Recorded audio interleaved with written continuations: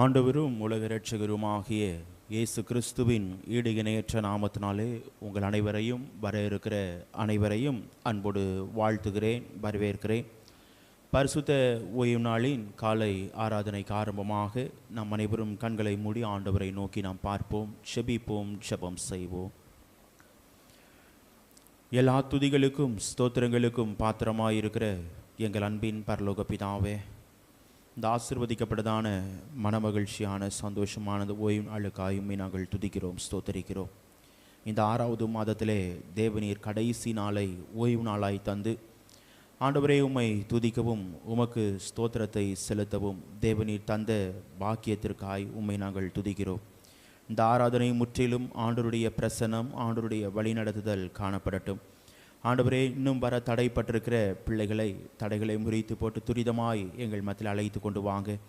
உம்முடைய பிரசன்னத்தை மாத்திரம் உணர தேவ நீர் எங்கள் ஒவ்வொருவருக்கும் கிருபை செய்யும்படியாய் கெஞ்சி மன்றாடுகிறோம். உம்முடைய மாறாத வழி நடத்தலின் கிரம் தொடர்ந்து எங்களோடு இருக்கட்டும்.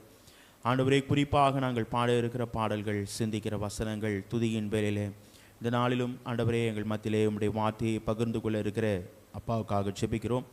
தேவ நீர் மறைத்து வெளிப்படுங்க சுவாமி. உம்முடைய மெல்லிய வார்த்தையை கேட்க கிருபை தாங்க. எங்களை தாழ்த்துகிறோம், உம்முடைய பாதத்திலே ஒப்பு கொடுக்கிறோம். இரட்சகர் இயேசு கிறிஸ்துவின் மூலமாய் கேட்கிறோம் எங்கள் ஜீவனுள்ள நல்ல பிதாவே, ஆமென். ஆராதனைக்கு ஆரம்பமாக நாம் அனைவரும் எழுந்து நின்று பாடல் புத்தகத்திலே 3வது பாடலை நாம் பாடுவோம். பாடல் புத்தகத்திலே 3வது பாடல், ஏகோபித்து சேருங்களே கர்த்தாவில் ஆனந்திக்கவும். ஏகோபித்து சேருங்களே கர்த்தாவில் ஆனந்திக்கவும், விசாரம் விட்டோயுங்களே கம்பீரித்து ஆராதிக்கவும்.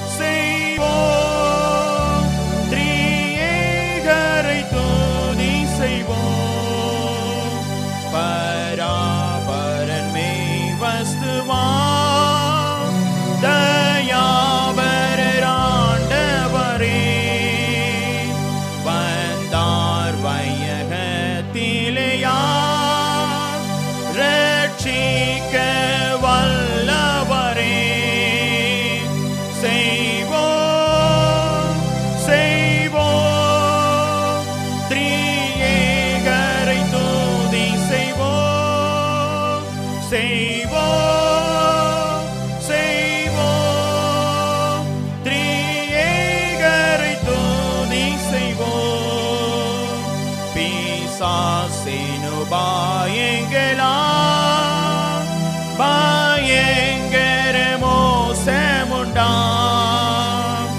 ஆனாலும் தேவாவினார் ஒத்தாசையும் ஜெயமுமா. செய்வோம் செய்வோம் திரியேகரை துதி செய்வோம். செய்வோம் செய்வோம் திரியேகரை துதி செய்வோம். தரித்திரமேயாயிரும் சந்தோஷம் விடாதிருப்போம். மக்கள்வி இல்லாவிடினும் ஓயாமலை ஸ்தோத்தரிப்போம். செய்வோம் செய்வோம் திரியேகரை துதி செய்வோம். செய்வோம் செய்வோம் திரியேகரை துதி செய்வோம். ஏகோபித்து பாடுங்களே மாகோர வனாந்தத்தினார், திரியேகரை போற்றுங்களே கம்பீர சங்கீதத்தினால். செய்வோம் செய்வோம் திரியேகரை துதி செய்வோம் செய்வோம் செய்வோம் திரியேகரை துதி செய்வோம். தேவன் ஆவியாயிருக்கிறார். அவரை தொழுது கொள்கிறவர்கள் ஆவியோடும் உண்மையோடும் அவரை தொழுது கொள்ள வேண்டும். இது கர்த்தர் உண்டு பண்ணின நாள், இதிலே களிகூர்ந்து மகிழ கடவோம். பூமியின் குடிகளே, எல்லாரும் கர்த்தரை கம்பீரமாய் பாடுங்கள். மகிழ்ச்சியோடே கர்த்தருக்கு ஆராதனை செய்து ஆனந்த சத்தத்தோடே அவர் சந்நிதி முன் வாருங்கள். தேவனுக்கு ஏற்கும் பலிகள் நொறுங்குண்ட ஆவிதான். தேவனே, நொறுங்குண்டதும் நறுங்குண்டதுமான இருதயத்தை நீர் புறக்கணியே. நான் எழுந்து என் தகப்பனிடத்திற்கு போய், தகப்பனே, பரத்துக்கு விரோதமாகவும் உமக்கு முன்பாகவும் பாவம் செய்தேன். இனிமேல் உம்முடைய குமாரன் என்று சொல்லப்படுவதற்கு நான் பாத்திரன் அல்ல என்பேன். நமக்கு பாவம் இல்லை என்போமானால் நம்மை நாமே வஞ்சிக்கிறவர்களாயிருப்போம். சத்தியம் நமக்குள் இராது. நம்முடைய பாவங்களை நாம் அறிக்கையிட்டால் பாவங்களை நமக்கு மன்னித்து எல்லா அநியாயத்தையும் நீக்கி நம்மை சுத்திகரிப்பதற்கு கர்த்தர் உண்மையும் நீதியும் உள்ளவராய் இருக்கிறார்.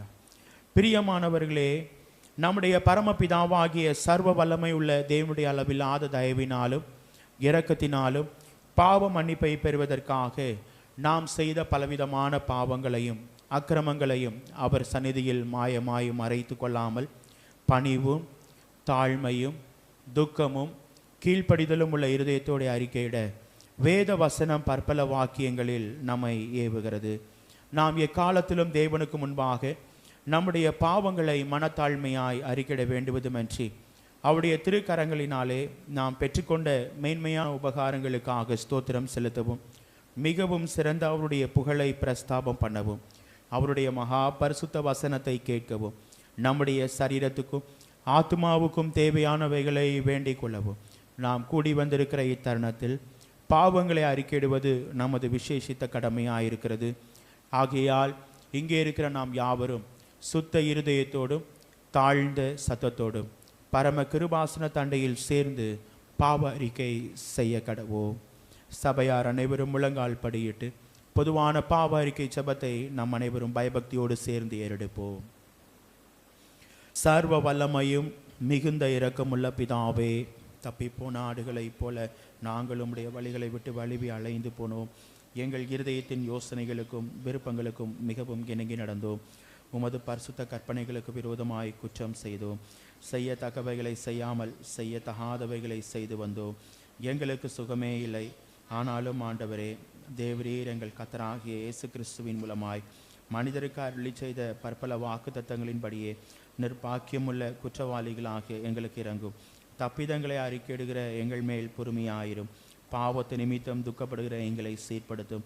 மிகவும் இரக்கமுள்ள பிதாவே, உம்முடைய பரிசுத்த நாமத்திற்கு மகிமை உண்டாகும்படி நாங்கள் இனி தேவ பக்தியும் நீதியும் தெளிந்த புத்தியும் உள்ளவர்களாய் நடந்து வர இயேசு கிறிஸ்துவின் நிமித்தம் எங்களுக்கு கிருபை செய்தருளும். ஆமென். ஜெபம் செய்வோம். வானம் எனது சிங்காசனம், பூமி எனது பாதப்படி என்று சொல்லி வாக்குரைத்த எங்கள் அன்பின் பரலோக பிதாவே, இந்த ஆசீர்வதிக்கப்பட்டதான மனமகிழ்ச்சியான இந்த ஓய்வு நாளுக்காயுமே நாங்கள் துதிக்கிறோம், ஸ்தோத்தரிக்கிறோம். 2024 ஆண்டிலேயும் இந்த நாளிலோடு தேவன் நீர் எங்களுக்கு ஒரு பாதி ஆண்டை முடிக்க கிருபை செய்த நன்மைகளை எண்ணி உம்மை நாங்கள் துதிக்கிறோம், ஸ்தோத்தரிக்கிறோம் சுவாமி. இப்போதும் அப்பா, தேசத்திற்காக ஜெபிக்கிறோம். தேசத்தை ஆளுகிற தலைவர்களுக்காக ஜெபிக்கிறோம். நீதியோடும் நேர்மையோடும் நாட்டை நியாயம் விசாரிக்கிறவர்களாய் காணப்பட, மக்களுக்கு நன்மையான காரியங்களை செய்து நிறைவேற்றுகிறவர்களாய் காணப்பட, தேவன் நீர் பிள்ளைகளுக்கு நல்ல ஆலோசனைகளை தந்து தொடர்ந்து வழி நடத்தும்படியாய் கெஞ்சி மன்றாடுகிறோம். தேசத்திற்கு தேசம் காணப்படுகிற விரோதங்கள், பகைகள் எல்லாவற்றையும் தேவநீர் நீக்கி போட்டு சமாதான உடன்படிக்கையை தந்து தேவன் நீர் வழி நடத்தும்படியாய் கெஞ்சி மன்றாடுகிறோம். ஆண்டவரே, இப்போதும் அப்பா, இந்திய சுவிசேஷ திருச்சபைகளுக்கு ஆய்ச்சபிக்கிறோம்.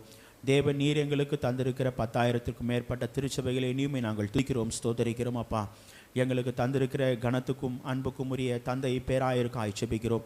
ஆண்டவரே, ஐயம் மூலமாய் கொடுக்கப்பட்ட காட்சி தரிசனங்களை நாங்கள் தொடர்ந்து நிறைவேற்றுகிறவர்களாய் எங்களுடைய ஊழியங்கள் உம்முடைய பார்வையிலே உண்மையாய் காணப்பட கிருபை தாங்க சுவாமி.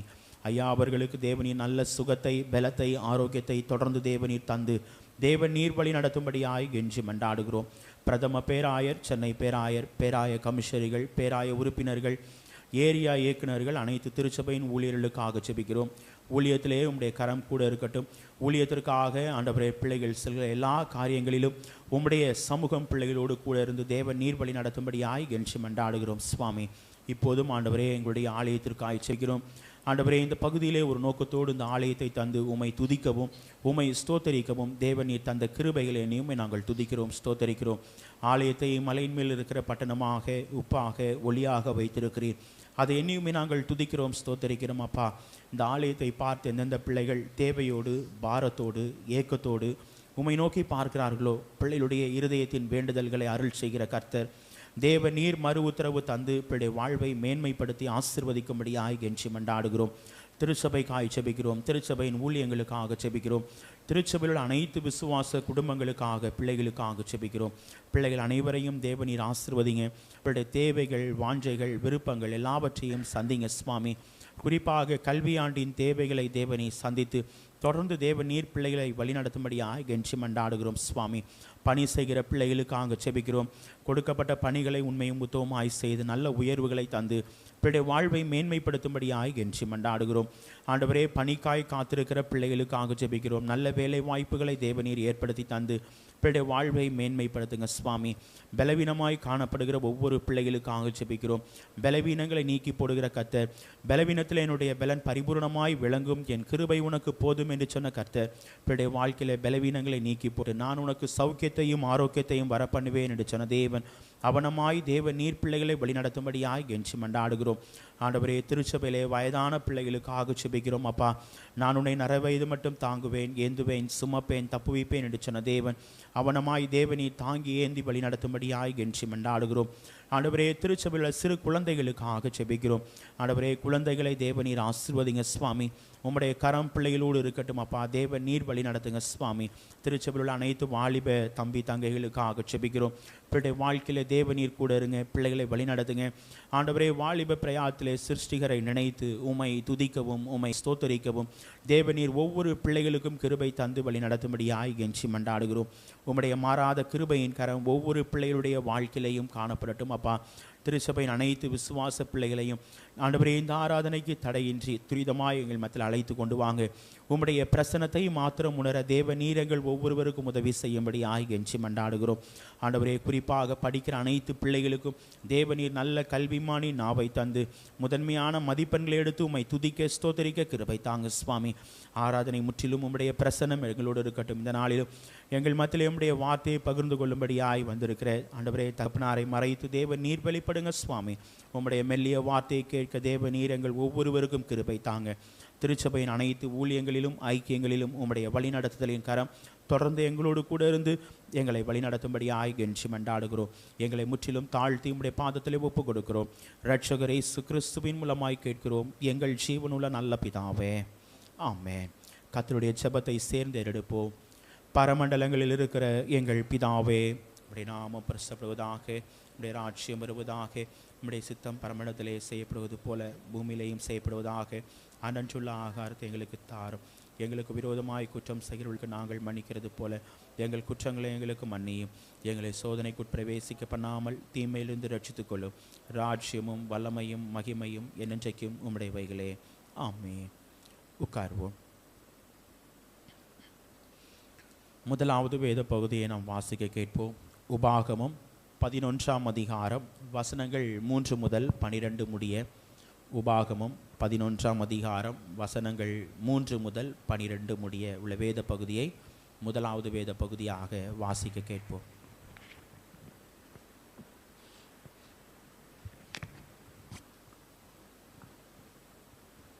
வாசிக்கும்படியாக தெரிந்து கொள்ளப்பட்ட முதலாவது வேத பாடம் உபாகமம் 11ஆம் அதிகாரம் வசனங்கள் 3 முதல் 12 முடிய. உபாகமம் 11ஆம் அதிகாரம் வசனங்கள் 3 முதல் 12 முடிய.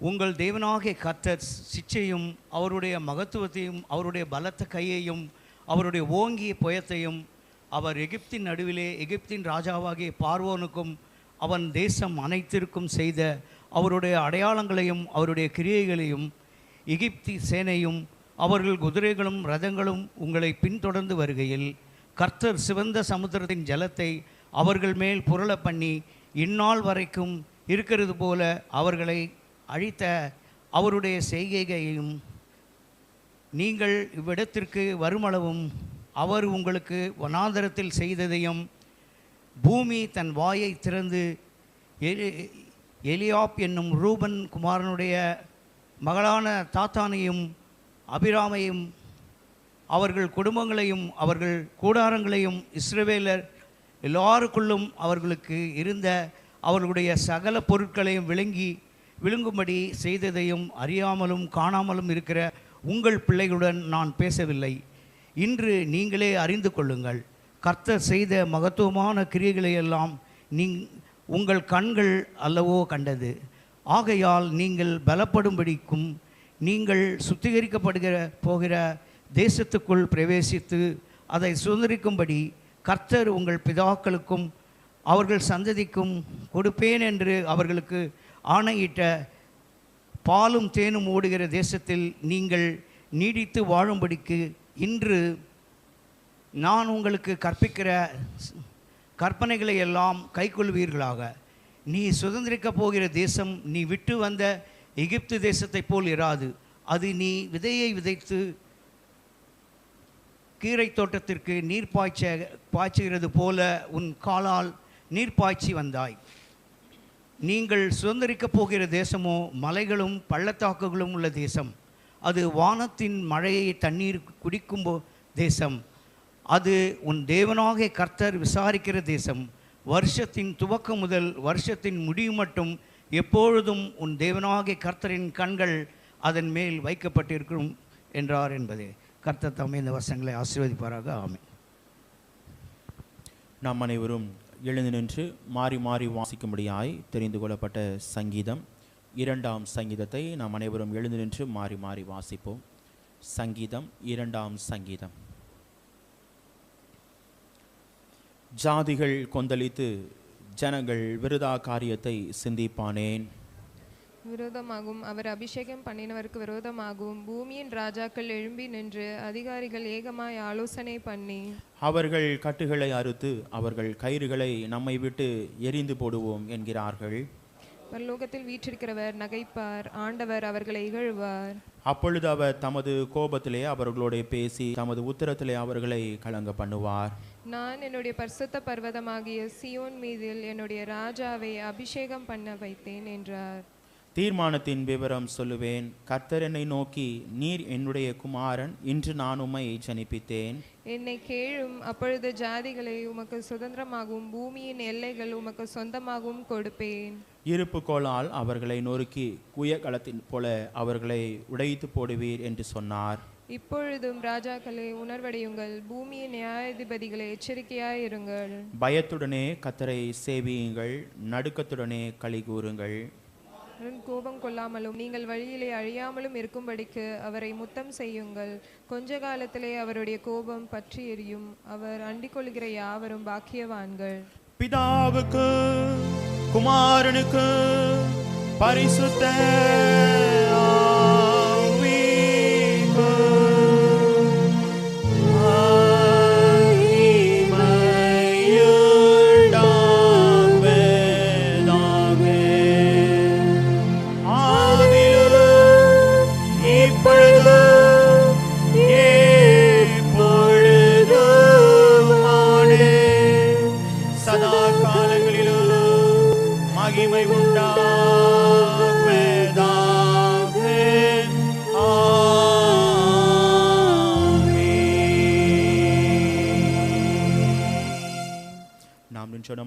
அப்போஸ்தல விசுவாச பிரமாணத்தை நாம் அறிக்கை செய்வோம்.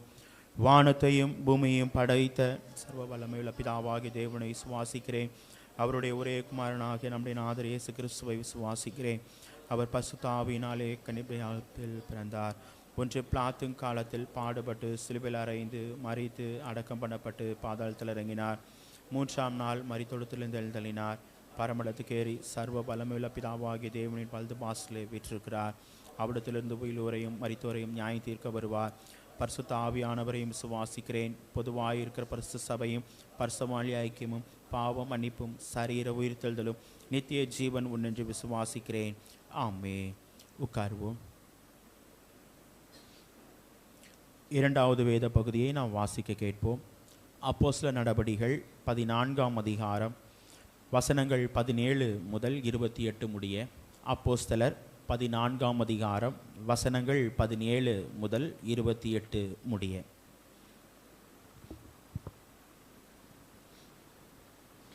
வாசிக்கும்படியாக தெரிந்து கொண்ட இரண்டாம் வேத பாடம் அப்போஸ்தலர் 14ஆம் அதிகாரம் வசனங்கள் 17 முதல் 28 முடிய. அப்போஸ்தலர் 14ஆம் அதிகாரம் 17 முதல் 28 முடிய.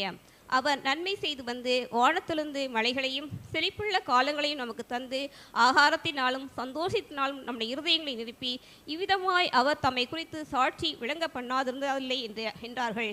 இப்படி அவர்கள் சொல்லியும் தங்களுக்கு ஜனங்கள் பலியிடாதபடிக்கு அவர்களை அமர்த்துகிறது அரிதாயிருந்தது. பின்பு அந்தியோகியாவிலும் இக்கோனியாவிலும் இருந்து சில யூதர்கள் வந்து ஜனங்களுக்கு போதனை செய்து பவுலை கல்லறிந்து அவனை மரித்து போனான் என்று எண்ணி அவனை பட்டணத்துக்கு வெளியிலே இழுத்து கொண்டு போனார்கள். சீஷர்கள் அவனை சூழ்ந்து நிற்கையில் அவன் எழுந்து பட்டணத்திற்குள் பிரவேசித்தான். மறுநாளில் பர்னபாவுடன் கூட தெர்பைக்கு புறப்பட்டு போனான். அவன் பட்டணத்தில் அவர் சுவிசேஷத்தை பிரசங்கித்து அநேகரை சீஷராக்கின பின்பு லீஸ்ராவுக்கும் இக்கோனியாவுக்கும் அந்தியோயாவுக்கும் திரும்பி வந்து சீஷரை மனதில் திடப்படுத்தி விசுவாசத்திலே நிலைத்திருக்கும்படி அவர்களுக்கு புத்தி சொல்லி நாம் அநேக உபதத்தங்கள் வழியாய் தேவனுடைய ராஜ்யத்தில் பிரவேசிக்க வேண்டும் என்று சொன்னார்கள். அல்லாமலும் அந்தந்த சபைகளில் அவர்களுக்கு மூப்பர்களை ஏற்படுத்தி வைத்து உபவாசித்து ஜெபம் பண்ணி அவர்களை விசுவாசித்து பட்டி கொண்ட கர்த்தருக்கு அவர்களை ஒப்புவித்தார்கள். பின்பு பிசிதியா நாட்டை கடந்து பம்பிலியா நாட்டிற்கு வந்து பெர்கே ஊரில் வசனத்தை பிரசங்கித்து அத்தலியா பட்டணத்திற்கு போனார்கள். அங்கே கப்பல் ஏறி தாங்கள் நிறைவேற்றின கிரியைக்காக தேவனுடைய கிருபைக்கு ஒப்புவிக்கப்பட்டு புறப்பட்டு அந்தியோயாவுக்கு வந்தார்கள். அவர்கள் அங்கே சேர்ந்த பொழுது சபையை கூடிவர செய்து தேவன் தங்களை கொண்டு செய்தவர்களையும் அவர் புறஜாதிகளுக்கு விசுவாசத்தின் கதவை திறந்ததையும் அறிவித்து அங்கே சீஷருடைய கூட அநேக நாள் சஞ்சரித்திருந்தார்கள். வாசிக்கும்படியாக தெரிந்து கொண்ட இரண்டாவது வாசித்தாயிற்று. தேவனுக்கே மகிமை உண்டாவதாக. கர்த்தர் தாமே இந்த வேத பகுதிகளை நம் அனைவருக்கும் ஆசீர்வதித்து தருவாராக. வருகிற நாட்களே பிறந்த நாட்கள் மற்றும் திருமண நாட்கள் அனுசரிக்கிற பிள்ளைகள் யாருமில்லை. கர்த்தருடைய கரத்திலிருந்து நன்மைகளை ஆசீர்வாதங்களை பெற்ற பிள்ளைகள் முன்பாக ஸ்தோத்திர ஜெபத்திற்கு வரும்படி உங்களை அன்பாய் கேட்டுக்கொள்கிறேன். நன்றியால் பாடிடுவோம், நன்றியால் பாடிடுவோம், நல்லவரேசு நல்கிய எல்லா நன்மைகளை நினைத்தே. நல்லவரேசு நல்கிய எல்லா நன்மைகளை நினைத்தே. செங்கடல் தடை நடுவாய் விரித்த எங்கள் தேவனின் கரமே. செங்கடல் தடை நடுவாய் விரித்த எங்கள் தேவனின் கரமே. தாங்கியதை நாள் வரையும் தயவாய் மாதயவா, தயவாய் மாதயவா. நன்றியால் பாடிடுவோம், நன்றியால் பாடிடுவோம், நல்லவரேசு நல்கிய எல்லா நன்மைகளை நினைத்தே. நல்லவரேசு நல்கிய எல்லா நன்மைகளை நினைத்தே. ஜெபிப்போம். வருஷத்தை நன்மையினால் முடிசூட்டுகிற எங்கள் அன்பின் பரலோக பிதாவே, இப்போதும் அப்பா உம்முடைய சமூகத்திலே நாங்கள் வருகிறோம். ஜீவனுள்ள தேவ நீர் எங்களை அதிசயமாய் அற்புதமாய் நடத்துகிறீர். உம்முடைய மாறாத கிருபை எங்களுடைய வாழ்விலே காணப்படுகிறதுனால இந்த 2024 ஆண்டிலேயும் இன்றோடு ஆண்டவரே பாதி ஆண்டை முடிக்க தேவநீர் தந்த கிருபைகளை எண்ணி உம்மை நாங்கள் துதிக்கிறோம், ஸ்தோத்தரிக்கிறோம். சுவாமி, திருச்சபையின் அனைத்து விசுவாச பிள்ளைகளுக்காக செபிக்கிறோம். பிள்ளைகளை ஆசீர்வதிங்கப்பா. நீர் ஊழியம் செய்த நாட்களிலே நன்மை செய்கிறவராய் சுற்றித் திரிந்த கர்த்தர் பிள்ளைகளுடைய வாழ்க்கையிலே நன்மைகளையும் கிருபைகளையும் ஆசீர்வாதங்களையும் தொடர்ந்து தேவநீர் தந்து பிள்ளைய வாழ்வை தேவ நீர் மேன்மைப்படுத்தி ஆசீர்வதிக்கும்படியாய் கெஞ்சி மண்டாடுகிறோம். ஸ்தோத்திர ஜெபத்திலே கலந்து கொண்டிருக்கிற அம்மாவுக்காக ஜெபிக்கிறோம். தேவ நீர் ஆசீர்வதித்து எந்த நோக்கத்தோடு பிள்ளைகள் ஆண்டவரே இதில் கலந்து கொண்டிருக்கிறார்களோ அந்த நோக்கத்தின் காரியங்களை தேவநீர் நிவர்த்தி செய்திருக்கிறீர். தொடர்ந்து உம்முடைய கரம் திருச்சபையின் அனைத்து விசுவாச பிள்ளைகளுடைய வாழ்விலேயும் காணப்பட்டு தேவன் நீர் வழி நடத்தும்படியாய் கெஞ்சி மண்டாடுகிறோம். இரட்சகர் இயேசு கிறிஸ்துவின் மூலமாய் கேட்கிறோம் எங்கள் ஜீவனுள்ள நல்ல பிதாவே, ஆமென். உயிர்ப்பித்தே உயர்த்தினார் உன்னதம் வரைவுடன்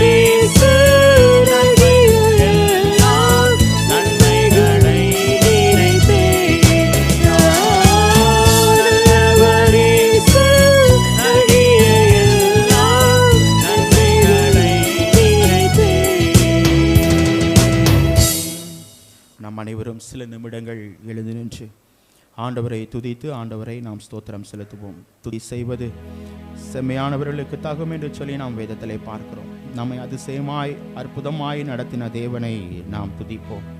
ஒருவேளை ஆண்டவருடைய சன்னிதானத்தில் பாரத்தோடு வேதனையோடு கலந்து கொண்டிருக்கலாம்.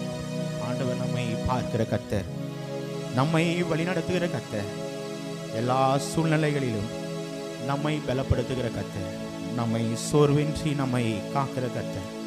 நான் உன்னோடு கூட இருக்கிறேன். மோசேயோடு இருந்தது போல நான் உன்னோடு இருக்கிறேன். நான் உன்னை பலப்படுத்துவேன், உனக்கு சகாயம் பண்ணுவேன்.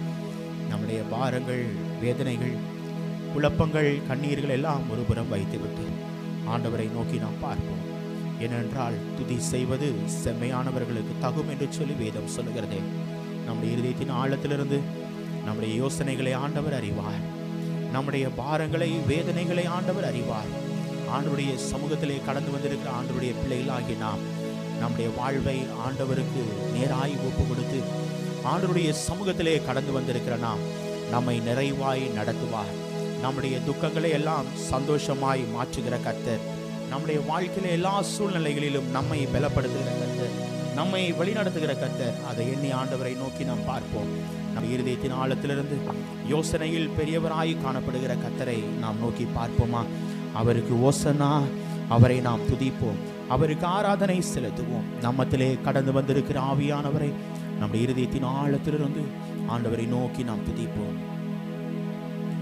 யோசனையில் பெரியவரே ஆராதனை, ஆராதனை செயல்களிலே வல்லவரே ஆராதனை, ஆராதனை ஓசன்னா.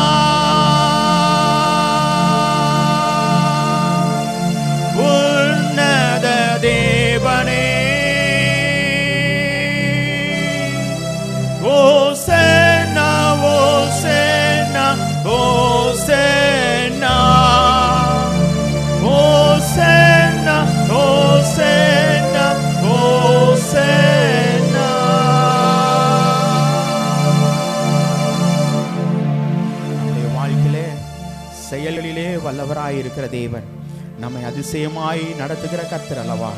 நம்முடைய வாழ்க்கையிலே நம்மோடு கூட இருந்து ஆண்டவர் நம்முடைய வாழ்க்கையிலே மகனே மகளே நான் உனக்கு என்ன செய்ய வேண்டும் என்று சொல்லி ஆண்டவர் நம்முடைய வாழ்க்கையிலே கேட்கிற கர்த்தர், நம்மை கரம் பிடித்து வழி நடத்துகிற கர்த்தர். நம்முடைய வாழ்க்கையில எவ்வளவு பாரம் இருந்தாலும் ஆண்டவர் தம்முடைய பிள்ளைகளை அரவணைத்து தம்முடைய பிள்ளைகளை வழி நடத்துகிற கர்த்தர். ஏனென்றால் எதிரிகள் நம்மை சூழ்ச்சி வந்தாலும் தூதர்கள் சேனை கொண்டு நம்மை காக்கிற கர்த்தர். ஆவியினால் நம்முடைய வாழ்க்கையை யுத்தம் செய்து சாத்தானை நம்முடைய காலின் கீழ் முறிக்கும்படியாய் மிதிக்கும்படியாய் அதிகாரம் தந்த கர்த்தரை நாம் துதிக்க கடமைப்பட்டிருக்கிறோம். நம்முடைய இருதயத்தின் ஆழத்திலிருந்து பக்தன் பாடினான் அல்லவா, சிங்க கெபியில் நான் விழுந்தேன், அவர் என்னோடு அமர்ந்திருந்தார், சுட்டரிக்கும் அக்கினியில் நடந்தேன், பனி துளியாய் என்னை நனைத்தார், சிங்க கெபியோ சூளை நெருப்போ அவர் நம்மை காத்திடுவார். நம்மை காக்கும் கர்த்தர் நம்மோடு இருக்கிறார். இந்த மாதத்தை முடித்தனா ஆண்டவர் ஒரு புதிய மாதத்தை நாளைய தினத்திலே நம்மை அழைத்து செல்ல இருக்கிறார். அவர் நம்மை காக்கும்படியாய் தம்முடைய தூதர்களுக்கு கட்டளையிடுகிற கர்த்தர். நம்முடைய இருதயத்தின் ஆழத்திலிருந்து ஆண்டவரை நோக்கி நாம் கேட்போமா, ஆண்டவரே என்னோடு கூட இருப்பேன் என்று சொன்னீரே அப்பா, நீர் என்னை காண்கிற தேவன், நீர் என்னை காப்பாற்றுகிற தேவன், நீர் என்னை வழி நடத்துகிற கர்த்தர் என்று சொல்லி ஆண்டவரை நோக்கி நாம் துதிப்போமா? உற்சாகமாய் நாம் கரங்களை தட்டி ஆண்டவரை நோக்கி நாம் துதிப்போம். சிங்க கெபியில் நான் விழுந்தேன், சிங்க கெபியில் நான் விழுந்தேன், அவர் என்னோடு அமர்ந்திருந்தார், சுட்டரிக்கும் அக்கினியில் நடந்தேன், பனி துளியாய் என்னை நனைத்தார், சிங்க கெபியோ சூளை நெருப்போ அவர் நம்மை காத்திடுவார். சிங்க கெபியோ சூளை நெருப்போ அவர் நம்மை காத்திடுவார். அவரே நம்மை காப்பவர், அவரே நம்மை காப்பவர், அவரே நம்மை காப்பவர், அவரே நம்மை காப்பவர். சிங்க கெபியோ சூளை நெருப்போ அவர் நம்மை காத்திடுவார், சிங்க கெபியோ சூளை நெருப்போ அவர் நம்மை காத்திடுவார்.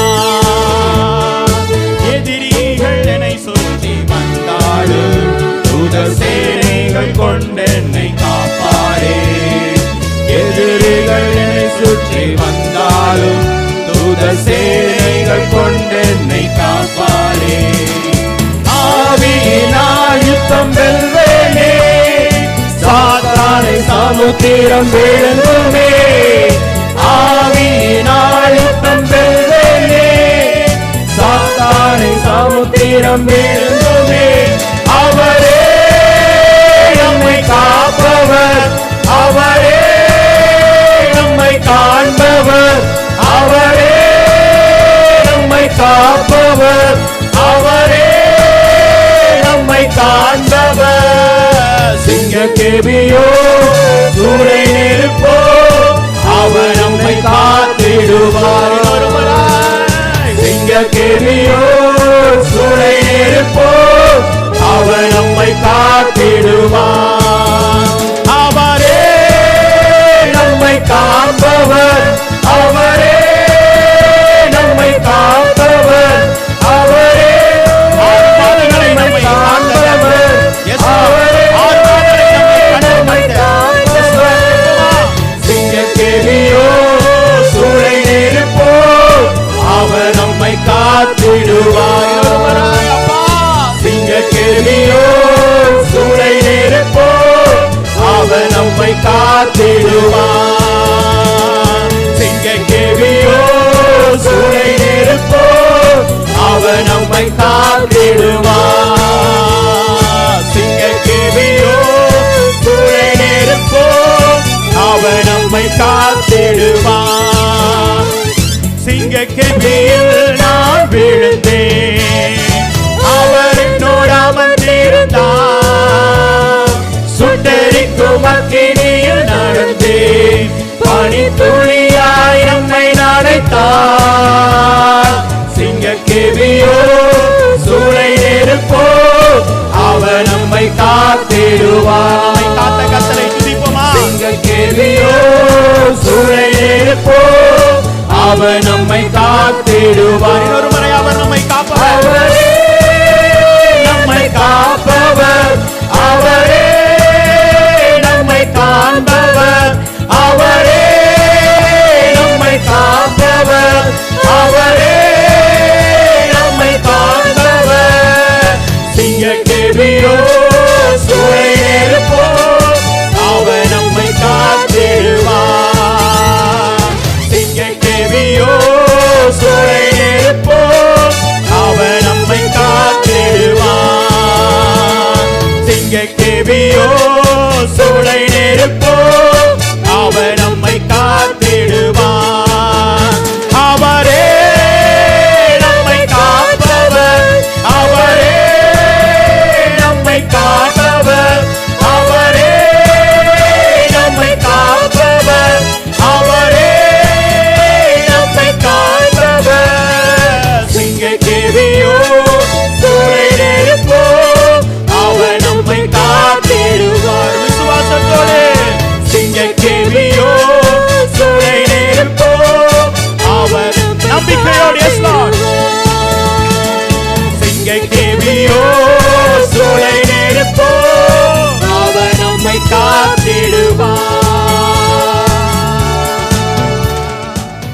நம்முடைய வாழ்க்கையில இம்மட்டும் நம்மை நடத்தின கர்த்தர் எல்லா சூழ்நிலைகளிலும் நமக்கு உதவி செய்து எபினேசராய் நம்மோடு இருந்து நம்மை காத்த கர்த்தர், நம்முடைய வாழ்க்கையில நம்மை எப்போதும் பலப்படுத்துகிற கர்த்தர், நம்முடைய வாழ்க்கையில யாக்கோபின் தேவன் நமக்கு உயர்ந்த அடைக்கலமாய் இருக்கிற கர்த்தர், நம்முடைய வாழ்க்கையில காணப்படுகிற போராட்டங்கள் சோதனைகள் எல்லாவற்றையும் ஆண்டவர் நம்மை அதை அணுகும்படியான திராணிகளை நமக்கு தந்து பலத்தை தந்து நம்மை வழி நடத்துகிற கர்த்தர்.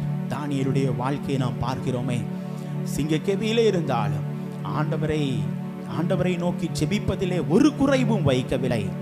ராஜா அந்த பத்திரத்துக்கு கையெழுத்து வைக்கப்பட்ட போதிலும் தான் முன்பு செய்தபடியே தினமும் 3 முறை ஆண்டவரை நோக்கி விண்ணப்பம் பண்ணினான், ஜெபித்தான். இன்னைக்கு நம்முடைய வாழ்க்கையில அந்த ஜெபத்தை நாம் வைராக்கியமாய் பிடிப்போம். சிங்கக்கெபியோ சூளை நெருப்போ, ராஜாவுக்கு இரவு தூக்கம் வரவில்லை. காலையிலே வருகிறார், தானியேலே நீ ஆராதிக்கிற தேவன் உன்னை தப்புவிக்க வல்லவராய் இருந்தாரா? ஆம் ராஜாவே என்று சொல்லுகிறார். இன்னைக்கு நம்முடைய வாழ்க்கையிலே எவ்வளவு போராட்டங்கள் எவ்வளவு வேதனைகள் மத்தியிலே ஆண்டவர் நம்மை காக்கிறார், நம்மை வழி நடத்துகிறார். நம்முடைய வாழ்க்கையிலே நம்மை காத்த தேவன், நம்முடைய வழி நடத்தின கர்த்தரை நாம் ஒருபோதும் மறவாமல் நம்மை ஆண்டவரிடத்தில் அண்டிக் கொள்வோம். அவரை அண்டிக் கொள்கிறவர்கள் பாக்கியவான்கள் என்று வேதம் சொல்லுகிறதே. நம்முடைய வாழ்க்கையிலே அவரை அண்டிக் கொள்வோமா?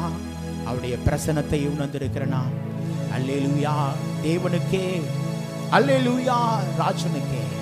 தேவாதி தேவன், ராஜாதி ராஜன், என்றென்றும் நம்மை வழி நடத்துகிற கர்த்தர், நம்முடைய வாழ்க்கையில எப்போதும் நம்மை வழி நடத்துகிற கர்த்தரை நம் மனதார துதிப்போமா? பக்தன் நம்முடைய வாழ்க்கையில அவர் சொல்கிறார், துணையாளரே துணையாளரே என்று சொல்லி ஆண்டவரை துதிக்கும்படியாய், ஆண்டவரை ஸ்தோத்தரிக்கும்படியாய் நம்முடைய வாழ்க்கையில ஆண்டவர் துன்பத்தில் தாங்கும் மனவாளராய் காணப்படுகிறார். அபிஷேகம் தந்து நம்மை மறுரூபமாக்கி ஆற்றலை தருகிற கர்த்தர். அந்த ஆற்றலை பெற்றுக்கொள்வோமா? அவருக்கு ஆராதனை செய்வோம். கரங்களை உயர்த்தி ஆராதனை என்று சொல்லி அவருக்கு ஆராதிப்போம். அல்லேலூயா தேவனுக்கே, அல்லேலூயா ராஜனுக்கே, அல்லேலூயா தேவனுக்கே, அல்லேலூயா ராஜனுக்கே. தேவாதி தேவன், ராஜாதி ராஜன், என்றென்றும் நடத்திடுவார். தேவாதி தேவன், ராஜாதி ராஜன், என்றென்றும் நடத்திடுவார். ஆராதனை ஆராதனை ஆராதனை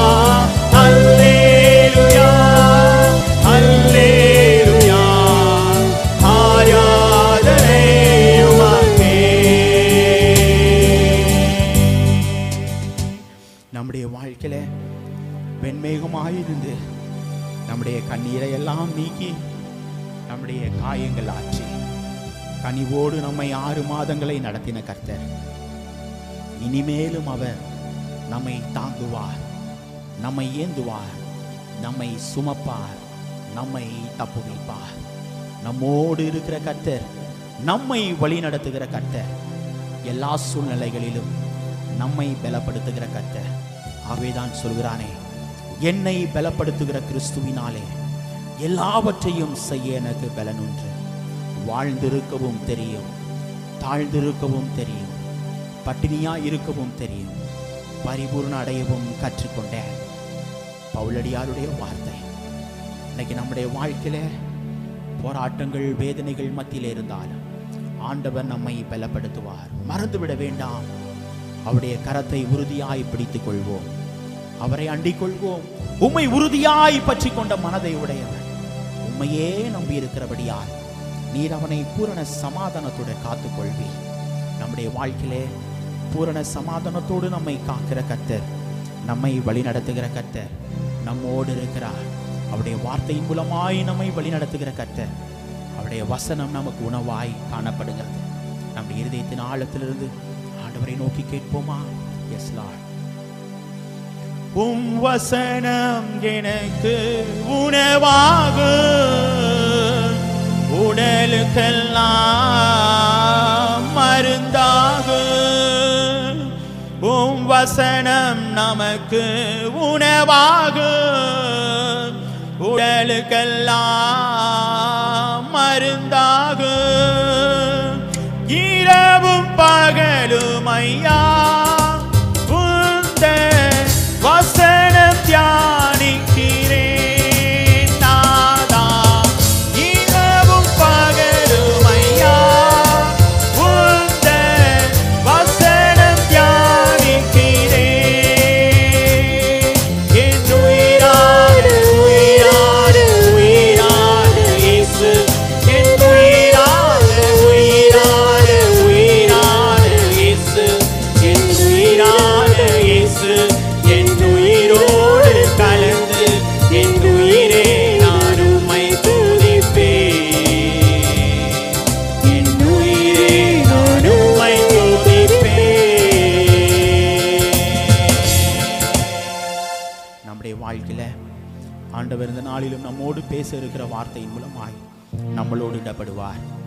நம்முடைய வாழ்க்கையில நம் அனைவருக்கும் ஏற்ற மன்னாவை நமக்கு தந்து நம்மை வழி நடத்தும்படியாய், குறிப்பாக இந்த நாளிலும் ஆண்டவருடைய வார்த்தையை நம்மோடு பகிர்ந்து கொள்ள இருக்கிற தகப்பனாரை ஆண்டவர் மறைத்து தேவ நீர் வெளிப்படும்படியாய் கெஞ்சி கொண்டாடுகிறோம். ஆண்டவரே, உம்முடைய மெல்லிய சத்தத்தை கேட்க தேவ நீர் எங்கள் அனைவருக்கும் கிருபை தாங்க. ஆண்டவரே, உம்முடைய மாறாத கிருபையின் வழி நடத்துதல் இந்த ஆராதனை முற்றிலும் எங்களோடு கூட இருக்கட்டும். தேவ நீர் பொறுப்பெடுத்து நடத்துங்க சுவாமி. ரட்சகர் இயேசு கிறிஸ்துவின் மூலமாய் கேட்கிறேன் எங்கள் ஜீவனுள்ள நல்ல பிதாவே. ஆமென், ஆமென், ஆமென். உட்காருவோம்.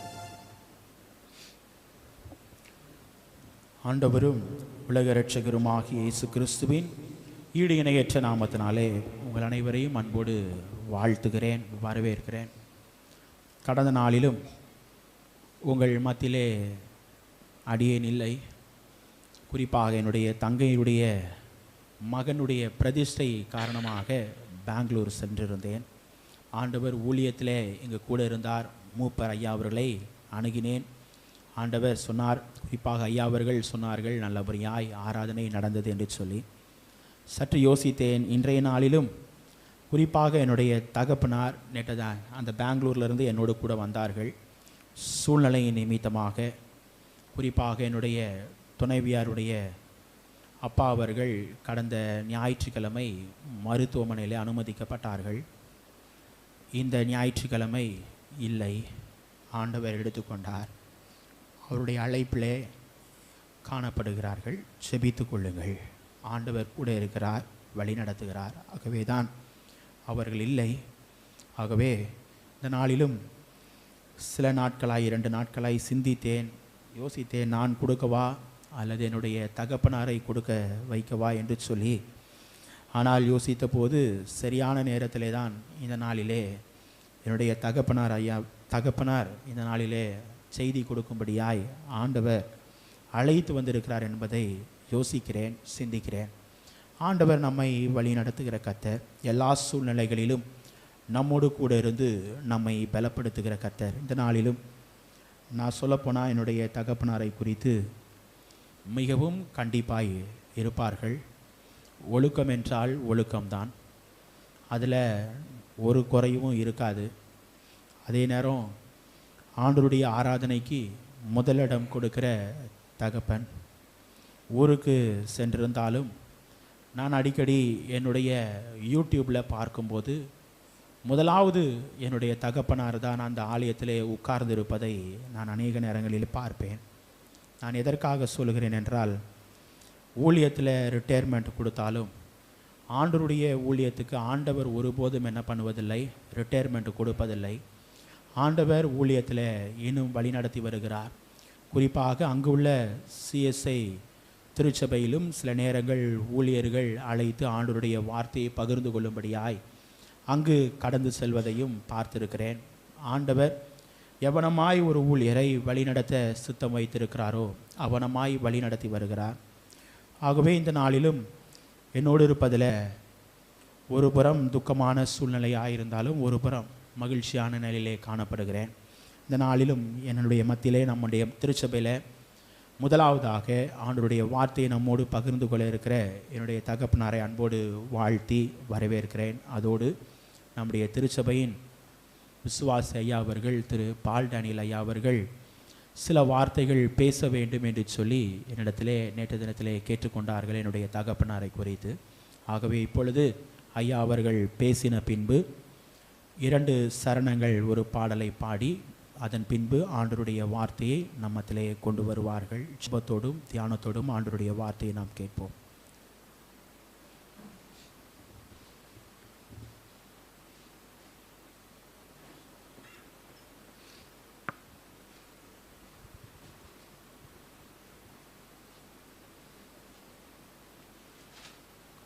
கர்த்தருக்கு ஸ்தோத்திரம். ஐயா அவர்கள் நமக்கு இங்கே புதியதல்ல. சுமார் 27 வருடங்களுக்கு முன்னால் முதல் திருவிருந்து கொடுக்க வந்தவர்கள். நாங்கள் மாறி மாறி போய் கூப்பிட்டு வருவோம். அவங்க போய் சிப்கோவில் இருந்தாங்க, பாஸ்டராக இருந்தாங்க. இப்போ ராஜசேகர் பாஸ்டர் ஐயா வந்து தான் சர்ச்சை ஆரம்பித்து பண்ணிகிட்டு இருந்தார். அப்போது அவர் வந்து ரெவரண்ட் ஆகலை. அதனால் திருவிருந்து கொடுக்கறதுக்கு வெளியில் இப்போ சர்ச்சை தான் கூப்பிட்டு வருவோம். அப்போ நானும் போய் கூப்பிட்டு வருவேன், வேறையும் ஆளுகள் மாற்றி மாற்றி கூப்பிட்டு வருவாங்க.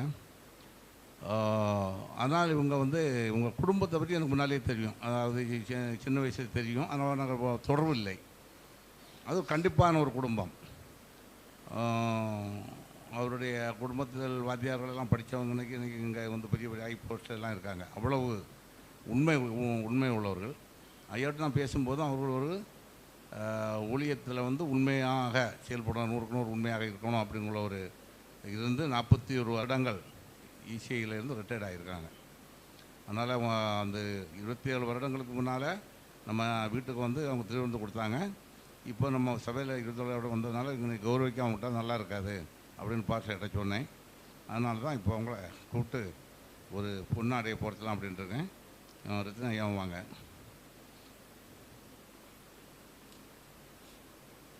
வாய்ப்புக்கு நன்றி.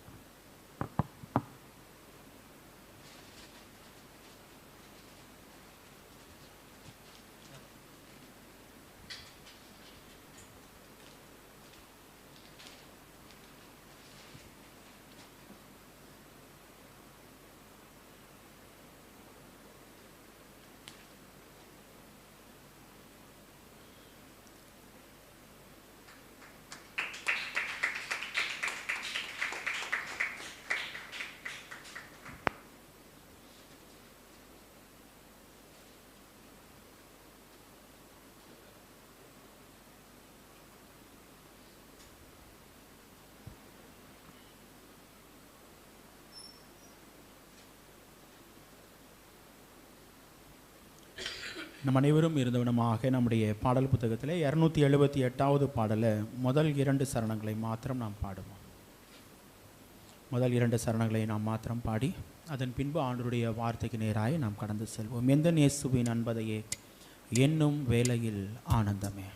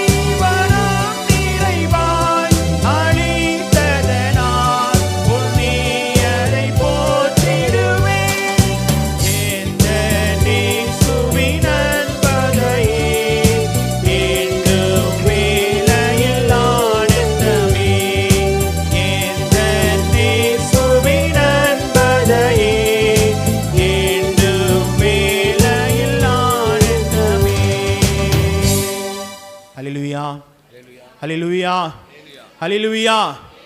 இப்போது நம்மத்திலே தகப்பனார் அவர்கள் ஆண்டவருடைய வார்த்தையை பகிர்ந்து கொள்வார்கள். ஜெபத்தோடும் தியானத்தோடும் இருந்து நாம் ஆண்டவருடைய வார்த்தையை நாம் கேட்போம்.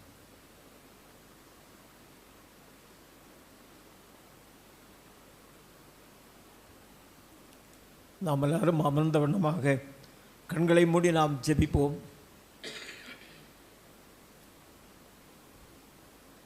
பிதாவே,